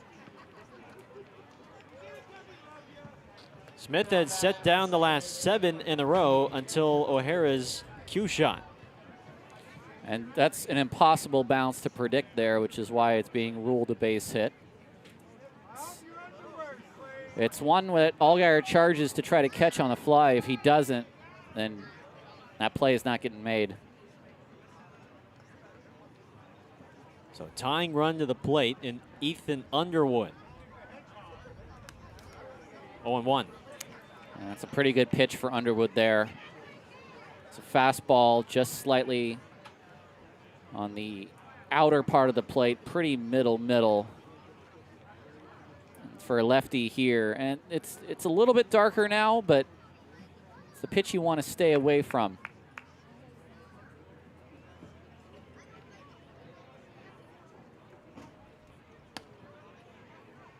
One ball, 1 strike. Now that's a good pitch. And that's a fastball. That is half a ball off the plate. That's a pitch you want. You want to get a swing on that one. This will be pitch number 70 for Smith. Now a bunt. Underwood saw Allgaier playing back, and he tried to take advantage. Well, he already was called out on a bunt back in the first. Probably should have been safe. Yeah.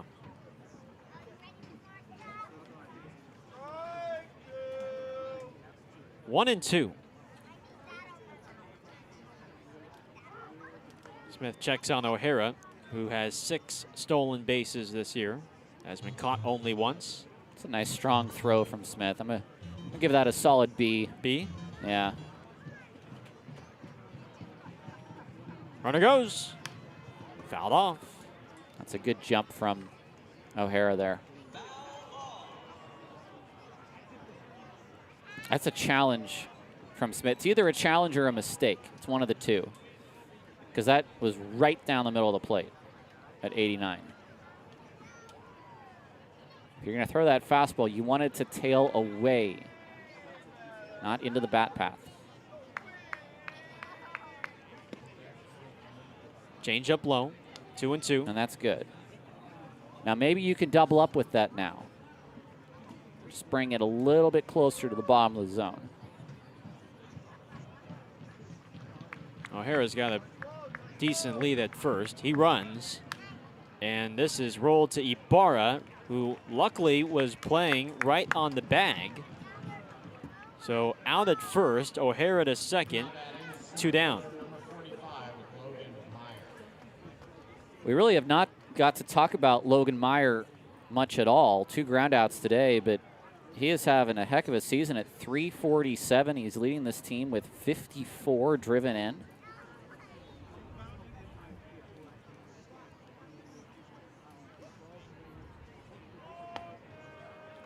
He's a rookie out of Ottawa, Arizona, NAIA school.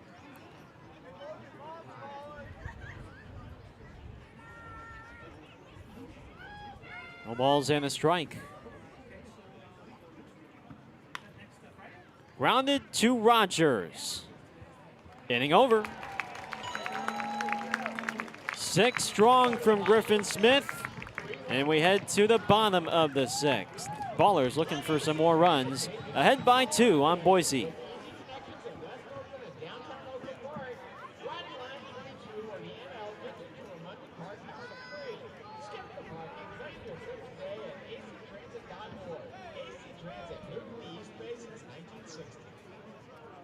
Now, Ballers fans, Ramadi Park got a little upgrade. We put some hardware, we'll say, around the stadium, and it is going to tell us which section is the loudest. So we get to have a competition between sections.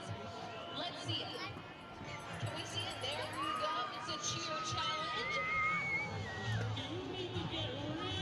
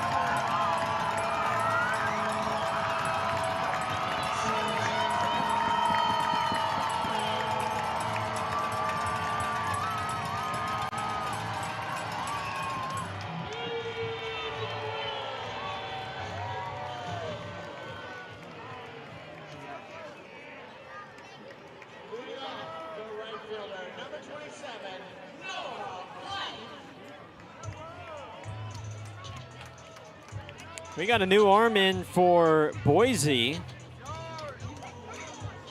And he's wearing a number 30.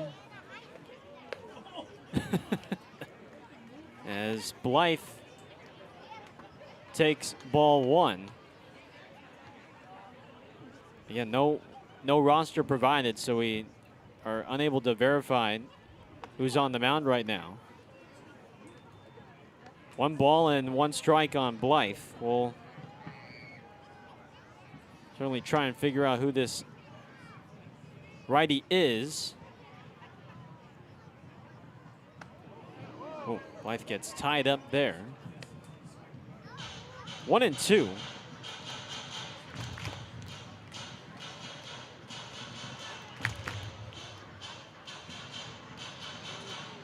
There's no number 30 listed on the roster for Boise on their website.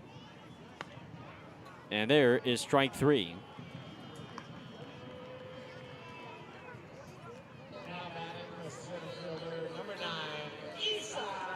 Here comes Santos. Well, that means I got to investigate. Let's take a look at the lineup card that is written on the sheet. Oh, no available pitchers. 1-0 on Santos.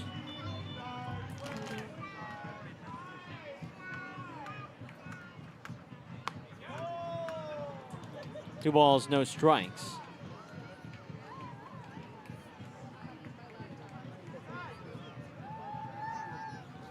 Is this Cheney Trout?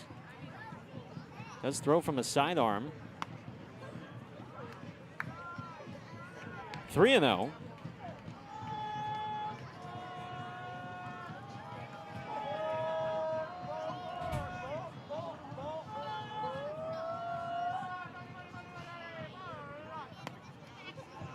Three and one.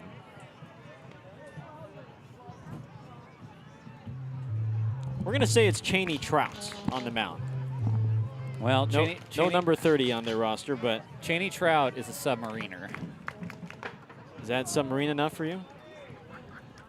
Now, Cheney Trout is like Tyler Rogers, I'm pretty sure. Okay, so he's like Ordorica. All right, no, not Cheney Trout. I have no idea who this is.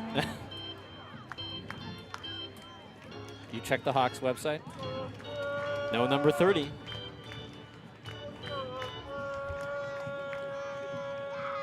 Three and two. To second for Underwood. 2 out. Now batting the shortstop, number 6, TJ Rogers. All right. We got to do process of elimination here.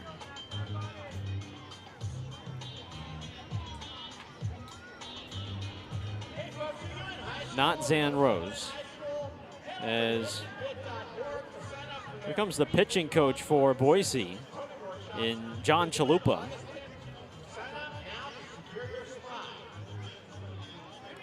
Dakota Connors, their first base and infield coach, has been tossed after arguing balls and strikes 2 innings ago.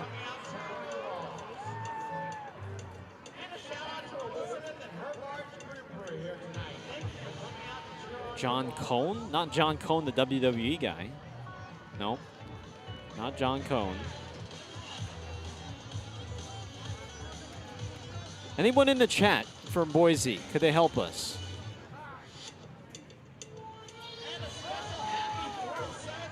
Who is number 30 for Boise on the mound? Okay, yep, not Cheney Trout.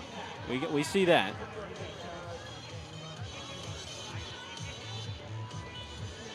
Here is TJ Rogers.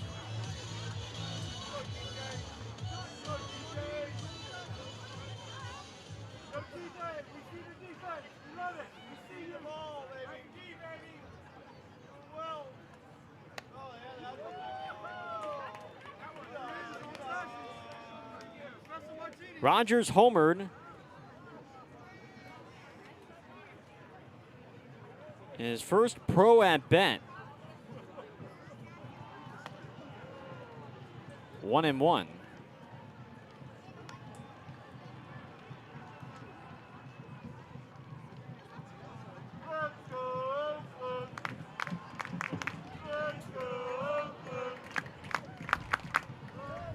Watch out. That one beans Rogers on the back. It's 2-out base runner. Pitcher for Boise, number 30, Jackson Peters. And here comes O'Sullivan. Second baseman, number 8, Brendan O'Sullivan.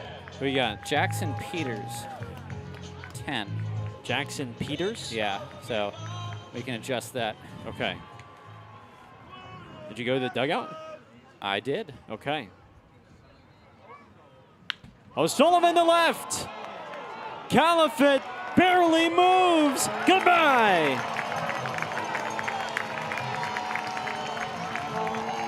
Second pro homer for Brendan O'Sullivan. And it doubles the Ballers' lead, 5-1. Well, the West Coast Conference has showed up tonight. The Pacific Tiger meets his new teammate, the USF Dawn, at home plate as he homers him in and gives Oakland a 5-1 lead. And that is the 106th home run this season hit by the Ballers as part of our Sonic Internet home run tracker. 380 to left off the bat of O'Sullivan, who's been one of the best bats for Oakland this month. 5-1 Ballers. O'Sullivan heading into this game, batting over 400 in July.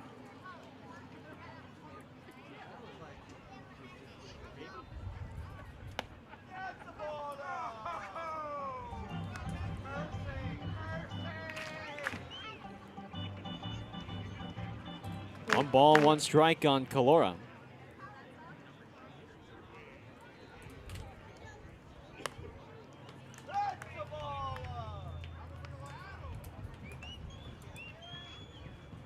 The bottom of the lineup has scored 4 of the 5 runs today for the Ballers. Rogers has scored 2. Calora to right center. This is trouble, and that will bang off the bottom of the wall. Calora's on base for a 4th time tonight. It's a 2-out double. 2 hits and 2 walks. You want to talk about a leadoff hitter in the absence of Cobb. I think they've found him now. They've tried this out for a few nights, but this is really a good spot for Calora, who's a guy who just gets on base.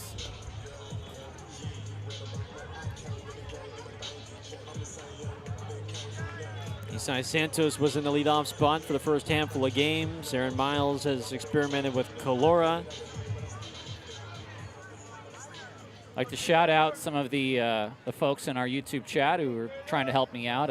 We did figure out it was Jackson Peters. I had to go down and ask John, their pitching coach.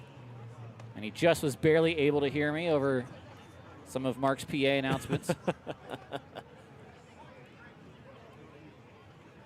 You got him just before he made the mound visit, huh?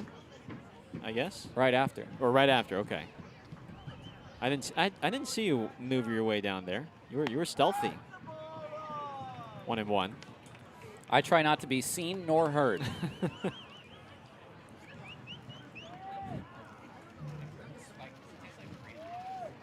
One ball and one strike on Allgaier.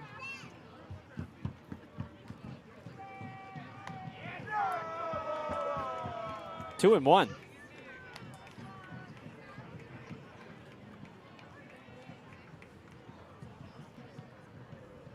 The last 3 have reached after Peters got the first 2 men out.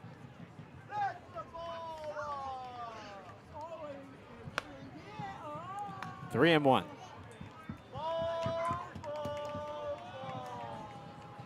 Cam Buford is on deck.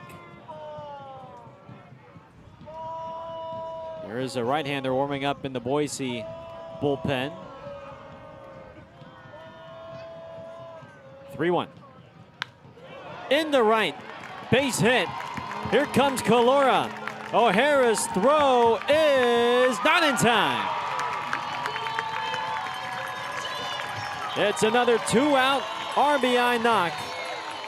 And it comes off the bat of Jake Allgaier to make it a 5-run game.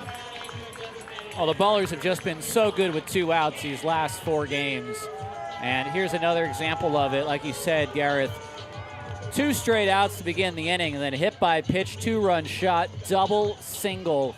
Those are the kind of hitting streaks you want to see from this team, especially when they're already leading to pile on and put a little bit of breathing room between the Hawks and the Ballers. Buford. That's through. It's a 4th straight 2-out hit. Well, after how the first 7 games went with runners in scoring position, how anemic the offense was between yesterday and now today, it has been a wonderful sight to see.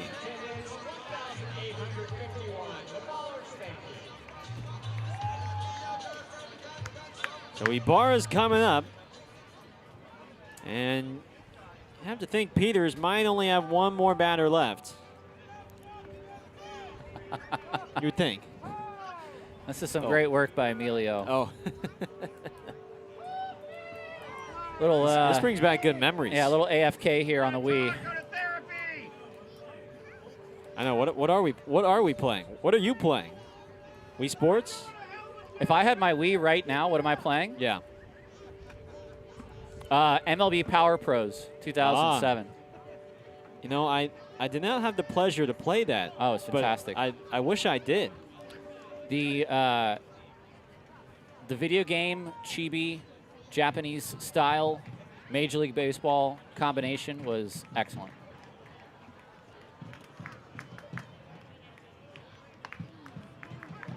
Oh, and 1. That's a nice looking breaking ball there from Peters.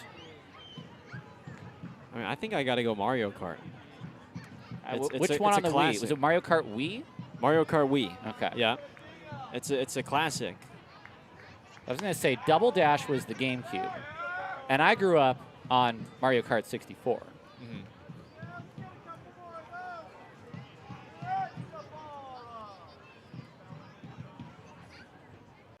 One and one on Ibarra.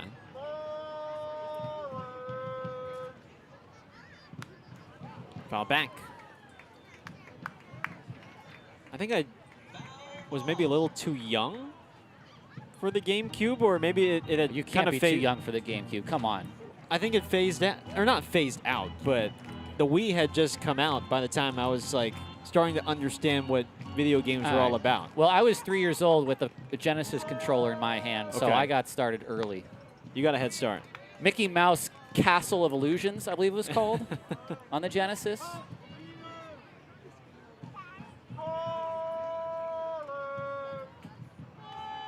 Two and two.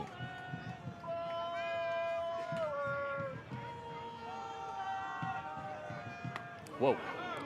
And Peters works his way out of the frame. But not before Oakland scores 3 runs on 4 hits. O'Sullivan goes deep. It's now a 5-run ball game. 6-1 Ballers on Ballers TV. This is your last call for all alcohol concessions. Alcohol concession sales will end the first pitch of the 8th inning. So plan accordingly to get a cold drink and some delicious food.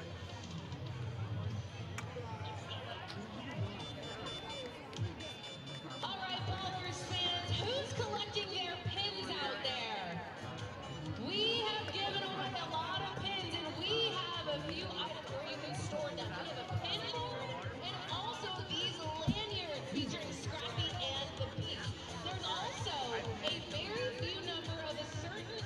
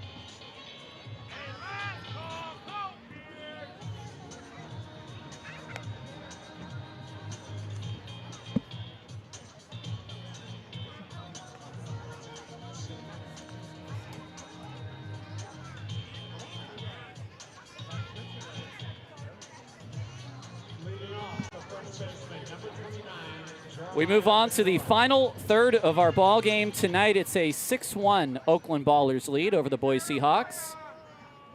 And we have Anthony, our groundskeeper, who is still finishing up his 6th inning drag.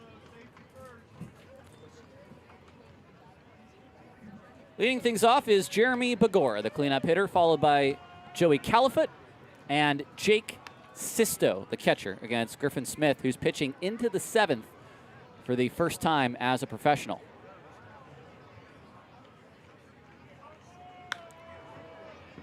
O'Sullivan puts away out number 1. Not very far away from Boise at all is Pullman, where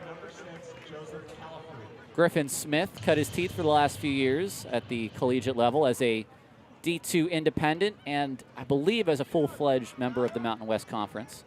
Of course, now the Pac-12 is back, baby. It is back. I've got a whole schedule of football shifts when the season is over. Oh, yeah? Back in San Ramon. Albeit with a new logo. Rogers gets a nice hop off the mound, and he throws out Califoot by a step. 2 outs for Sisto, and Smith is at 79 pitches.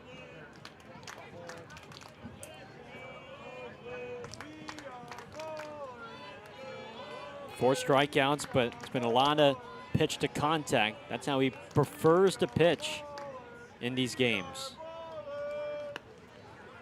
Breaking ball outside is 56 strikes to 24 balls. And that is a just fantastic ratio. That's more than 2 to 1. Pours in a strike there.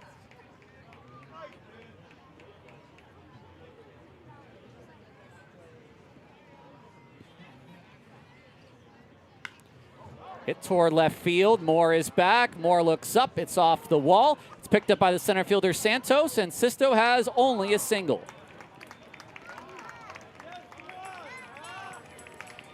That is just the 3rd hit of the game for Boise and just the 2nd that leaves the infield. Here's Ryan Riccio, 0 for 2.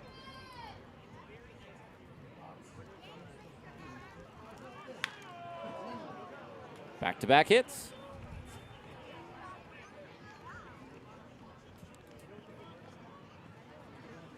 The Ballers bullpen just got so overused these last few days, albeit in 2 wins, but I'm sure Aaron Miles would be happy to let a little bit more out on the lead for Griffin Smith with the Ballers with the 5-run lead. Certainly. 6 relievers yesterday in a all hands on deck effort to get through that game. More Rogers, and that's the inning. 7 strong innings from Griffin Smith, and we head to the Planet Fitness 7th inning stretch. A 6-1 Oakland lead on Ballers TV.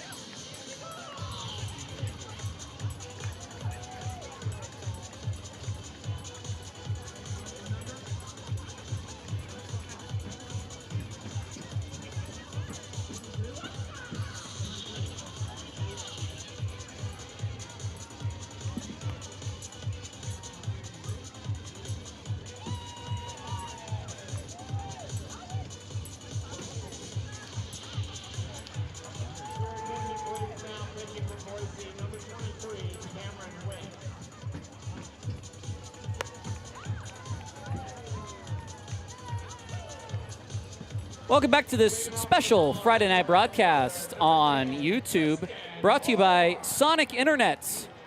2 Bay Area originals, same energy, different uniforms.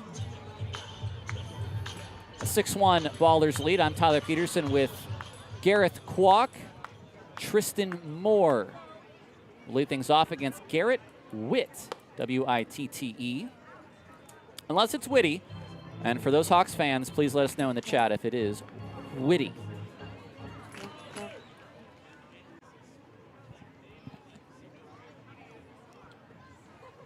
Moore today is 0 for 3.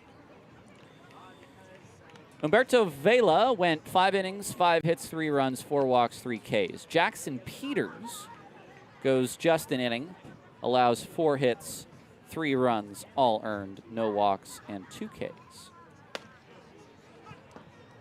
Moore looks at a strike.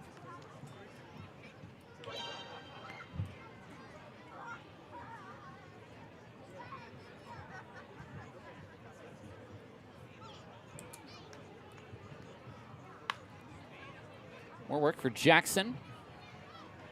Showed off a good arm today. Both shortstops have looked good.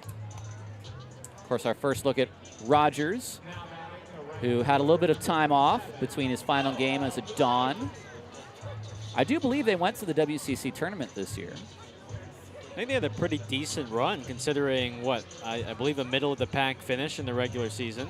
And St. Mary's ultimately winning that tournament this year.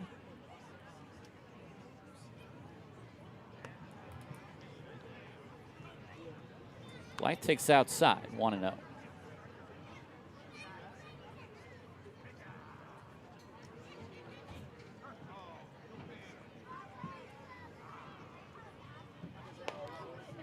Ballers historically have fared fairly well against Boise. In 2024, there was a series where the Hawks won the first 3 games of the series and the Ballers won the next 3 games of the series. It was made for a little bit of a crazy weekend. That's the smash to center, and the center fielder can't get there. Blythe has extra bases, and it'll be a 2-bagger with 1 away in the 7th.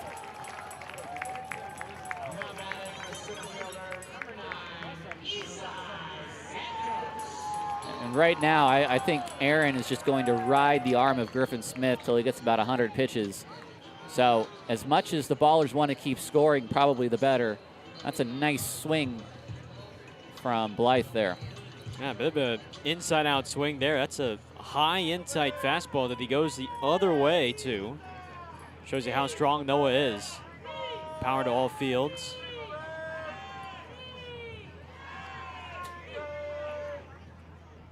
Santos. Oh, just foul. Ooh. Boy. Very, very close. Boy, that was very close. I don't think we're going to be able to tell. Let's see. Well, I definitely won't be able to tell there. I thought that just scraped the line. I thought it got the line too. But Ryan Klein was in a good spot for it. Yeah, he's in the better spot. Our angle is a little skewed.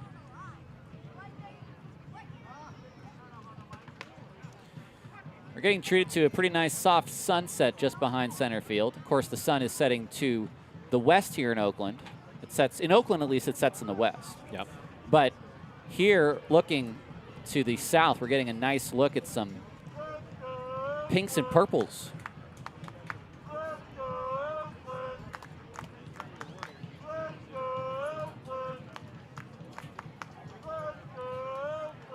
That's through the catcher. It's a wild pitch. Blythe did not start initially, but he still gets the third.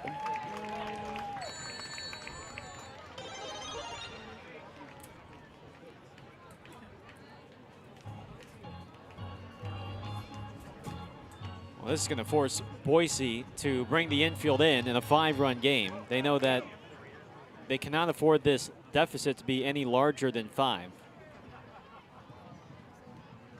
1-2. Santos, there's the extra base hit.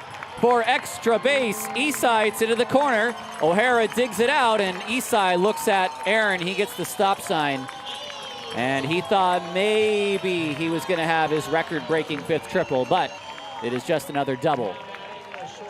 Just another double, I say. It brings in a run, and it's a 7-1 ball game.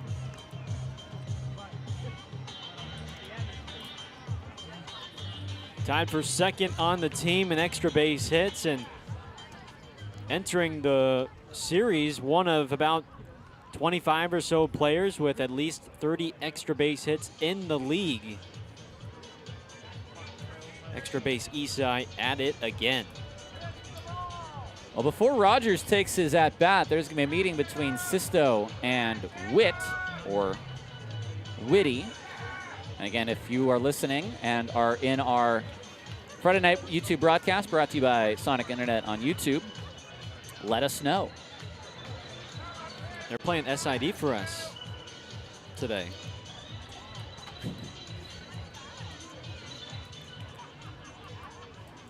You and I both have the experience of compiling game notes. Yeah. We love our SIDs. Shout out Henry Golden and Chris Fortney over at USF with Rogers in the box. So that's fouled away.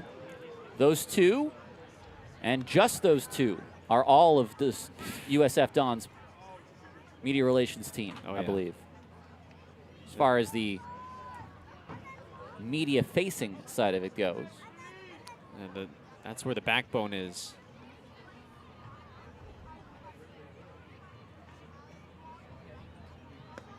Launches that breaking ball low. 6'2" stands TJ Rogers, 190 from Sparks, Nevada. And we all know them, what they say about Reno and Sparks. That's a lot of fun. I have family up in Sparks.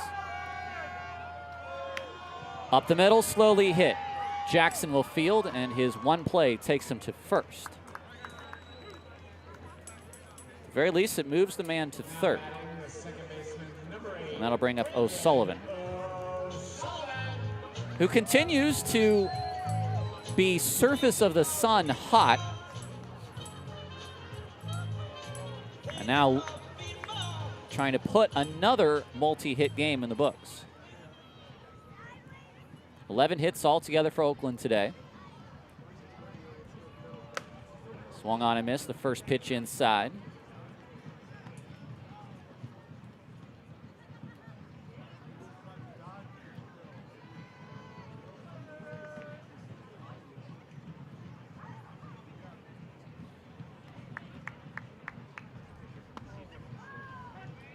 It's a strike dropped by Sisto.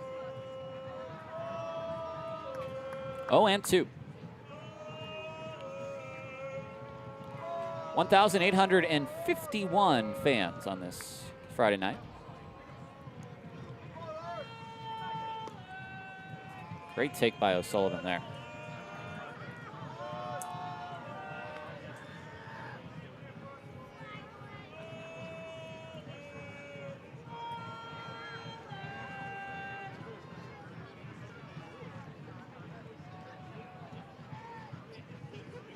Witt is set. And he gets O'Sullivan looking. We move on to the 8th. A 7-1 lead for Oakland after the RBI double by Santos. Hey, Ballers fans, we have a huge Halloween in July weekend coming up. Tomorrow is Spooky Halloween with Night of the Living Possum, featuring a pregame block party, the Hellflowers, and the Creepy Crawlies will be bringing spooky concert vibes. And on Sunday, it's our traditional family Halloween party with trick-or-treat and fairyland in the house. Costumes are encouraged all weekend. All right, it's time for the last game of our green and gold contest. It's a dance-off, and we've got a couple of groups ready to groove. Team Gold is going to go up against Team Green, and you Ballers fans are going to decide the winner. Okay, Team Gold is first. Team Gold, let's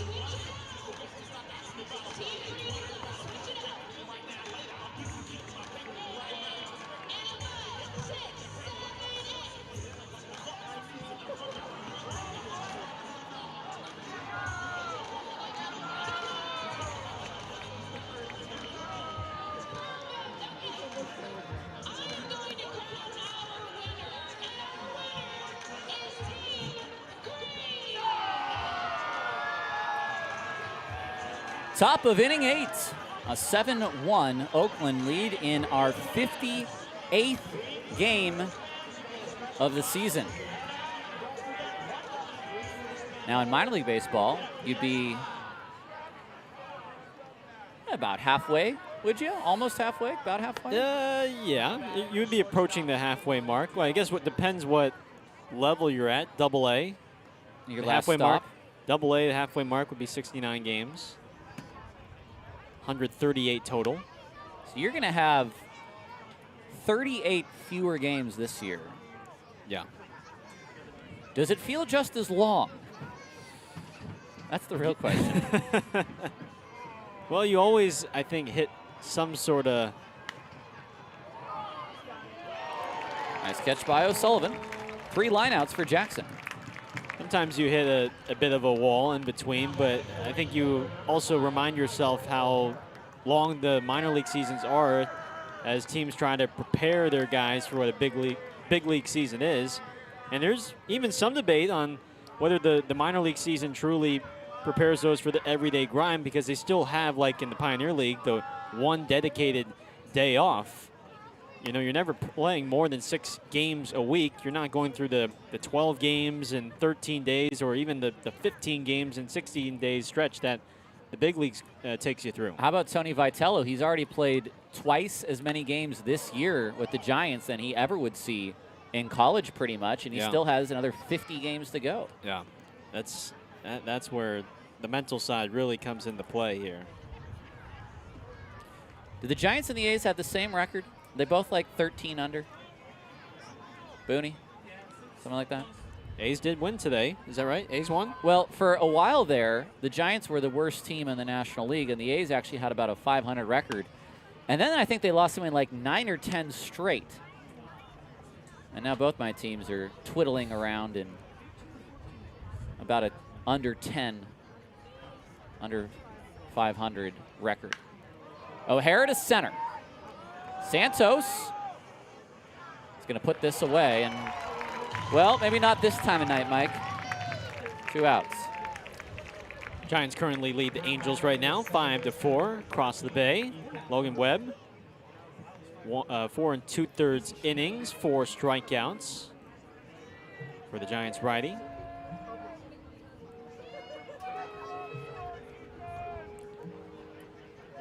Ethan Underwood coming out to, what, like Undertale? What was that?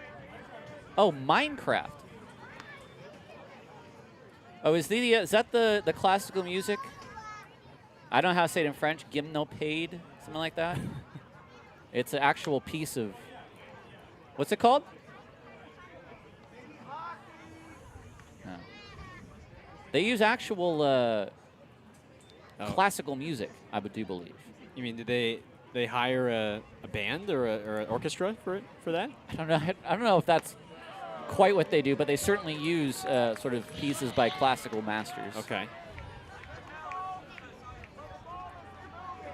Might be all digitized. 1-2. Griffin Smith, 8 strong innings. He's allowed just 1 run. Only 1 baller has thrown a complete game. It was Gabe Tanner last year. Will Smith be allowed to come out for the 9th tonight? We'll see. We head to the bottom of the 8th. 7-1 Oakland.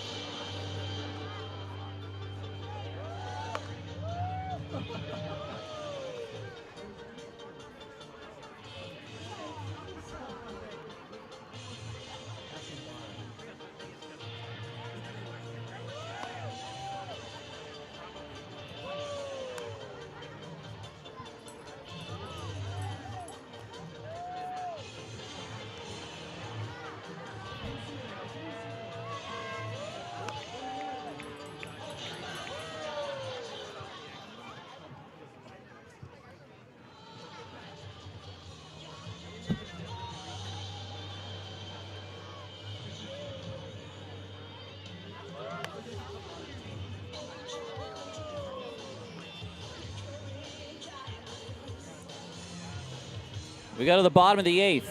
Please now pitching for Boise, number 44. Alex Hernandez is the new arm for the Boise Hawks. It's a 7-1 Oakland lead. It's the top of the lineup for Oakland. And more importantly, there's no one warming in the Ballers bullpen because Griffin Smith, who at this point of the game threw 8 innings, has only thrown a total of 95 pitches, which puts him in a spot to at least attempt a complete game. Ballers only had one 9-inning complete game all last year. It was Gabe Tanner in Yuba. There was also a game which Luke Short threw 6 innings. The game was called after one pitch by Caleb Franzen when a member of Great Falls teams blew out a light, and we were literally waiting on the field for anything to happen, and they just called the game. So technically it was not a complete game by Luke. We have a challenge. After review, the call is a confirmed strike. Oakland has 1 challenge remaining. Confirmed strike after the unsuccessful challenge by Allgaier. Oakland. Kalora. Oh, excuse me, Kalura. Jake does like his challenger too, Oh, but he does. I should pay attention to what's happening.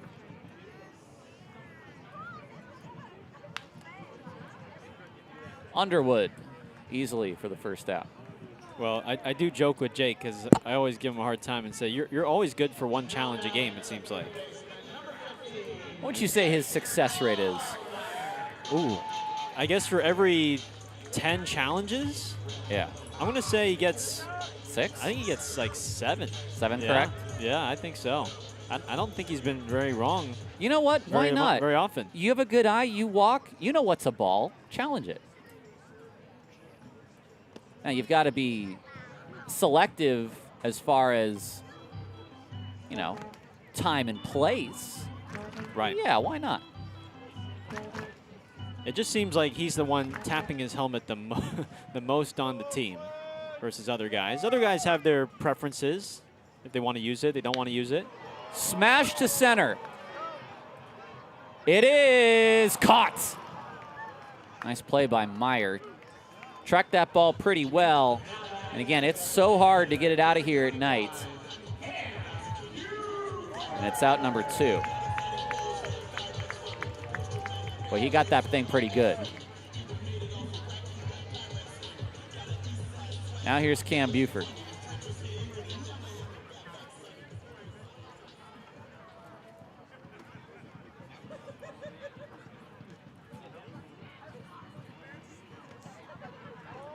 Alex Hernandez, the Boise pitcher, this is his 11th game. 13 2/3 innings, 18 walks, 17 strikeouts, and 18.44 ERA. Is this their 26th guy? I'd have to check.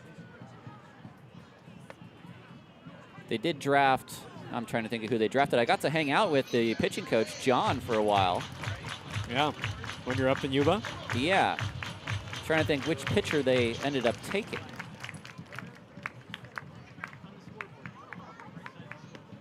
I didn't see those draft results public or posted anywhere, unless I missed it. The Pioneer League did put out the picks on their okay. website. We all were sort of looking at the same pitchers. Oakland took Austin Ballantyne. And then in the second round took a third baseman out of Oral Roberts by the name of Keaton Campbell. And unless we have some injuries, I think you're going to see Keaton Campbell at spring training next year.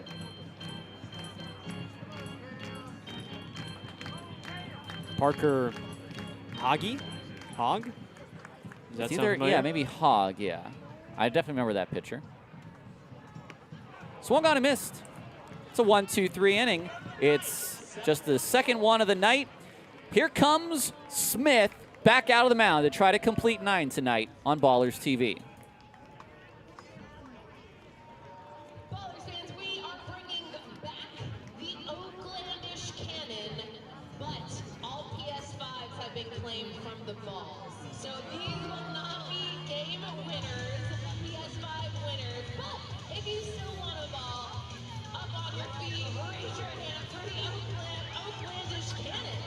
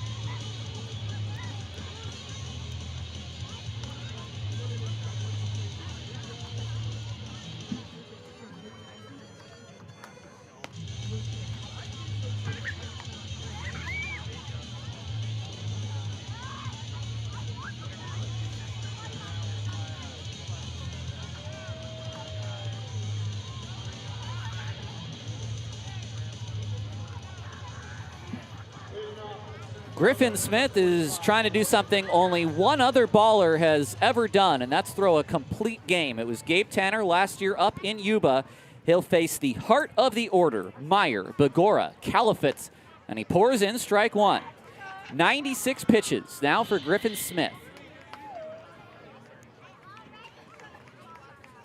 4 hits, a run, a walk, and 5 strikeouts through 8 innings.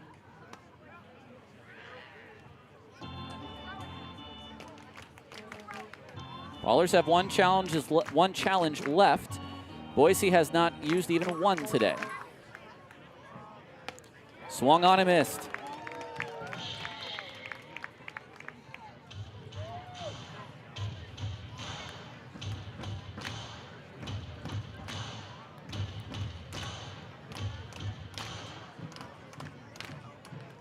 A 1-2. He struck him out. 6 Ks for Smith. That'll bring up Begora. New season high for Griffin Smith in strikeouts. Previously, it was only 4. Number 6 now. Strike to Begora.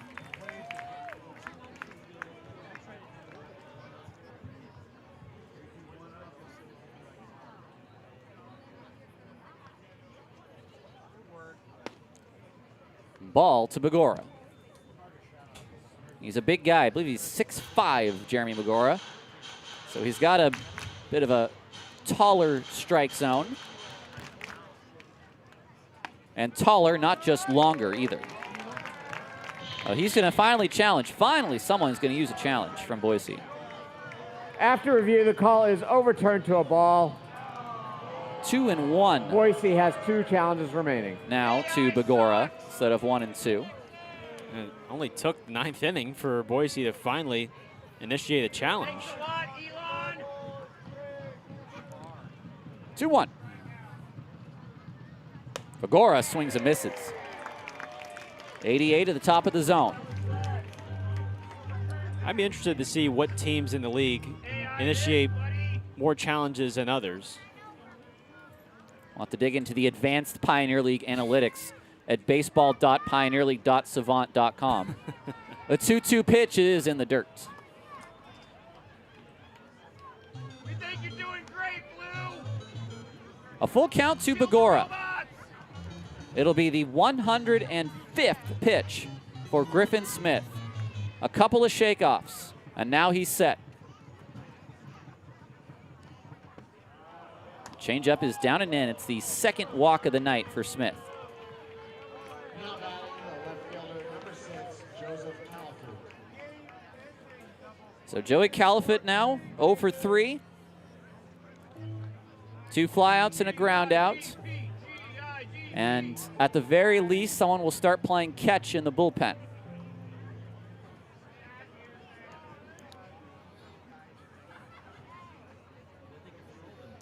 First pitch, a ball. Griffin Smith threw 2 complete games in college at Washington State. Both of them were in his junior season in 2025. 2-0. You really want to give him as much leash as possible, and here comes Kalura now to have a quick chat on 2-0.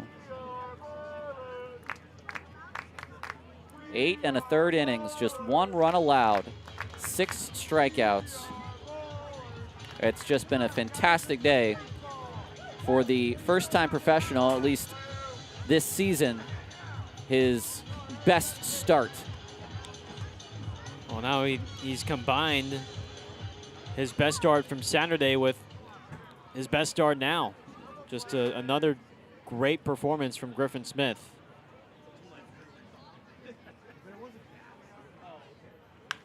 Ground ball. Second for 1. Rogers will not attempt to throw.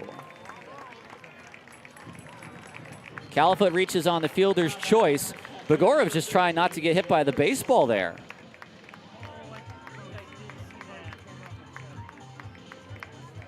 Now here is Jake Sisto.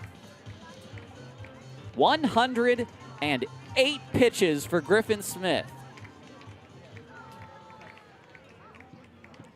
Sisto is 1 for 3 with a single. Fouled back, 0-1.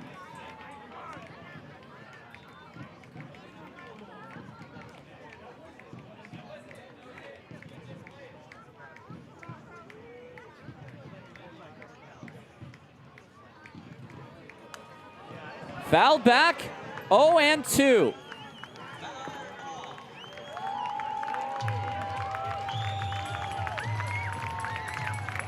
One strike away from the second ever Ballers complete game.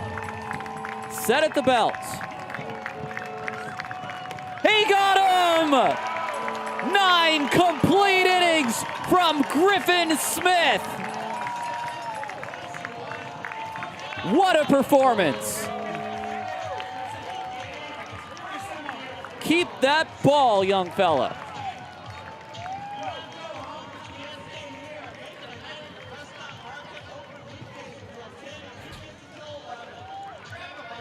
And Booney loves it. 2 hours and 19 minutes, tonight's ball game. Well, from the longest game of the regular season yesterday, that's got to be the quickest one we've had in quite some time. But that's what you get when Griffin Smith is on the mound. He sets the tempo, and he did it tonight against Boise. Just filled up the strike zone tremendously well. Got swing and miss against the Hawks. Run support was there. And the Ballers, after losing the first 7 in a row in the second half, they've won 3 in a row and are in position to win a second straight series. 9 innings, 4 hits, 1 run, 2 walks, and 7 strikeouts. And you know what, Gareth? Finally, that first professional win, and he could not have earned it any more than he did there. All right, we're going to send it down to the field where Aubrey Tolliver is standing by. All right, I'm here with Griffin Smith, fresh off a complete game. This is only the second complete game in 2 seasons, the first one this year. Tell me, what were you feeling tonight? Honestly, I just felt good. Me and JC were, seeing the same things and calling the right pitches, and kind of just threw a lot of strikes, and guys behind me made plays. 7 strikeouts.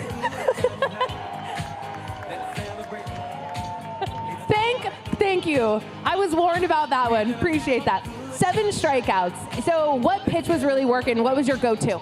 The changeup. I think I threw it a lot this time around, and kind of kept hitters off balance, and that kind of just made all my other stuff play better. You're coming off a series win at Long Beach, and you come back home and you have a great pitching performance, come back with another win. What does it say about this team and really how you guys are rolling right now? We're just, the second half, we're coming. Watch out for the Ballers. All right, Griffin, you are our prop chicken player of the game. You get that gift card. Enjoy it. Appreciate you. Thank you so much. Tyler, back to you. Thanks, Aubrey. We're going to take a break and come back on the Ballers postgame show.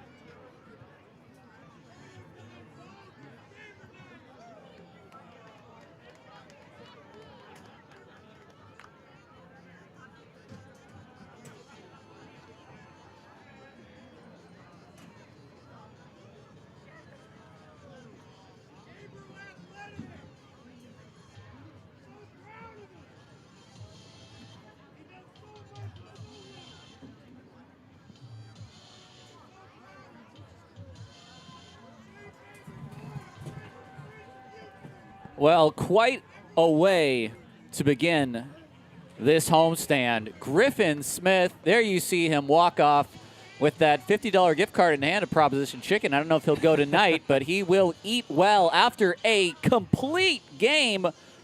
Allowed just 1 run on 4 hits, 2 walks, 7 strikeouts, and no doubt he is our player of the game tonight. Tyler Peterson, hi, that's me.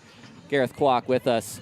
And we had said that Smith, you know, even from the beginning, even when he got roughed up with some of those lines we saw, some of those box scores, he always threw strikes. We kind of knew that there was the good stuff there, and we've seen it in the last couple of starts. Tonight, as he said, it all got put together, more change-ups. He and Kaler were on the same page, and a performance that is totally befitting of his first career win. Yeah, absolutely, and he really has harnessed that changeup to go along with the fastball, and you frankly needed a start like this considering how many relievers were used the night before. 6 relievers used in Long Beach yesterday. Tonight, no relievers because Smith goes the distance. Tell you what, these last 3 wins have been some of the best baseball that we've seen from the Ballers, and it was led by the pitching. Griffin Smith doing his thing. Good run support from the Ballers behind him to give him a little bit of comfort. Good defense, as we saw from T.J. Rogers in his pro debut. So, you know, after a slow start to this second half, these last 3 games, I mean, the Ballers have put together some very, very good performances on all sides of the baseball, and now they just got to find a way to keep it rolling. Nevada Cullen wants to butt into our post-game show. He says that he thought that only complete games were reserved for him. He says congratulations to me for calling one. Well, thank you, Nevada. That man there is from Nevada. That's T.J. Rogers, who had his first career home run tonight. Rogers, just introduced today by Oakland. Overall, I mean, until Smith went the 9, I thought he was going to be our prop chicken player of the game. Yeah, really smooth defensively with the actions like you had talked about a bit before the game. And then how about the pop, too, for a guy that hit a career-high 12 homers at USF and didn't waste any time, got the breaking ball and launched it. And it would have been out in most parks, not just here at Raimondi, 400 feet to left center. So something to build off of as you still evaluate Trey Cobb on this day-to-day basis. Don't know if he's going to be activated right from the start, when he's eligible to be activated on Tuesday, or if he'll need a little bit more time. But you have some comfort knowing that Rogers looked good today. O'Sullivan's still continuing to swing the bat well as those two fill in that short. And we're going to make that home run our Ava Energy electrifying play of the day. It's Rogers' first pro home run, his first pro hit. Overall, he took a 1-for-3 night with a pair of runs and 2 driven in. We'll take a break and come back, wrap things up, look around the league at what's happened today. The Ballers now at 3-7 in this second half.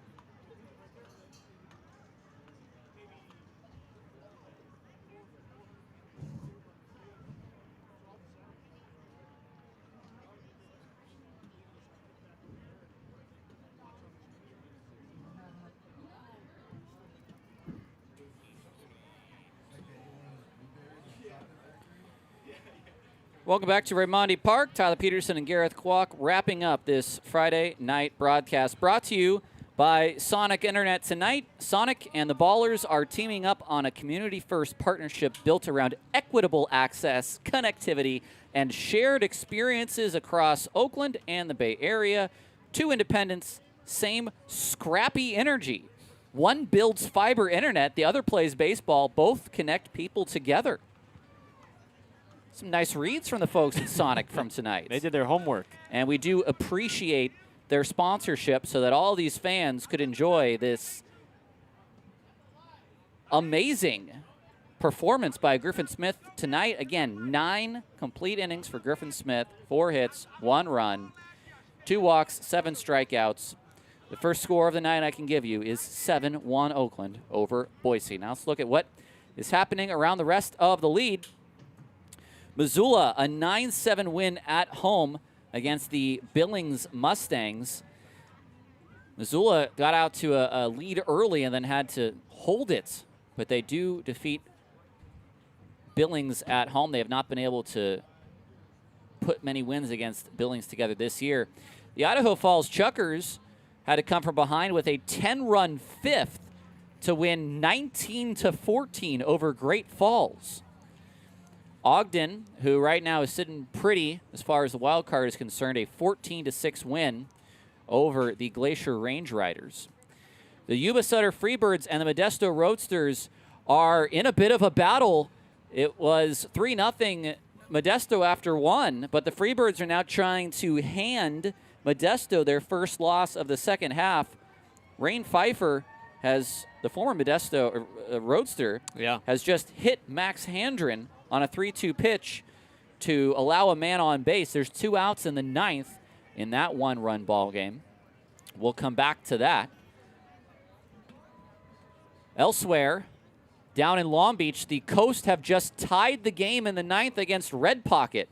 Red Pocket was up 2-1 on the Coast, and Cuba Bess just singled in Emilio Corona, and a new pitcher now on for the Red Pocket Mobiles. No outs in the 9th in that 2-2 contest. So we'll check in on how those both finish. And Major League Baseball scores on this Friday. A's shut out the Twins 2-0. 5 pitchers combined for a 2-hit shutout. All started with Jacob Lopez with 5 scoreless frames. Then Jeff Hartlieb, Jose Suarez, Elvis Alvarado, and Hogan Harris. They overcame 7 walks. 6 strikeouts to shut out the Twins 2-0. You're really testing my knowledge on the names of those relievers there. Jeff Hartlieb. I know it's Geoff. Yes, you're right. I've never seen that man pitch. Never mind. Continue. Giants are ahead on the Angels 5-4. Casey Schmidt hit a 3-run homer in the 3rd inning. Rafael Devers hit a 2-run shot in the 1st. Logan Webb pitched 6 innings, a 4-run ball with 4 strikeouts.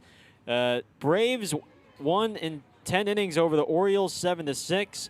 Rockies defeated the Brewers 5-2. Tigers 2-1 winners over the Royals. Tarek Skubal struck out 12 in the win for Detroit.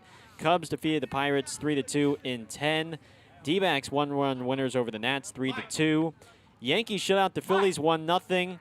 Dodgers defeat the Mets 4-2. Rays 11-3 winners over the Guardians. Padres win over the Marlins 4-2. Red Sox back in the win column 6-4 over the Blue Jays.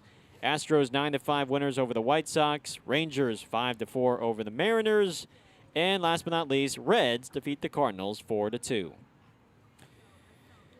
First and third for the Coast now after a Cooper Vest single. So it looks like Long Beach might be riding that ship after what is... I don't think they've lost 3 in a row. I was going to say a season-long 2-game losing streak, tied a season-long 2-game losing streak. Yeah, first series loss, I would think, yesterday in the hands of Oakland. I kind of want to tap dance a little bit just to see if Rain Pfeiffer can close out these Modesto Roadsters. 3-2, 2 outs in the bottom of the 9th after a stolen base with Osiris Johnson at the plate, and that should be a pretty entertaining at-bat. But some final thoughts here. I mean, we saw what Griffin Smith did.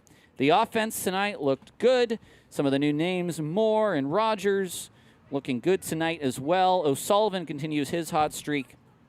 And with Cobb on the IL for what could be another week, at the very least, some good utility and some great play, more than utility, in fact, as O'Sullivan is really showing something for this year and probably beyond now. Yeah, he talked about it with us, how, had some time off. It took him a little bit of time to rediscover the swing and just get a feel for the wood bat again, but you're seeing the bat that made him such an effective hitter at the University of the Pacific, and it just helps to have a guy who can also play 2 different positions, not just at short, but getting some work at third base and at second base.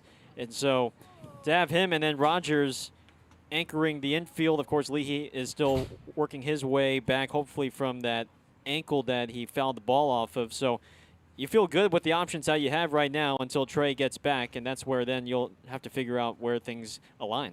I think that's a good point, is finding the swing with the wood bat. All of these guys coming straight from the composite, the BB core. Yep. And putting that bat in their hands is certainly a new experience as Osiris Johnson has struck out and Rain Pfeiffer gets the save for Yuba Sutter. There are no more, say winless, lossless, undefeated. No more undefeated no teams. more undefeated teams, yes. As Modesto finally does lose, they are now 9-1 in the second half. We will see you tomorrow night.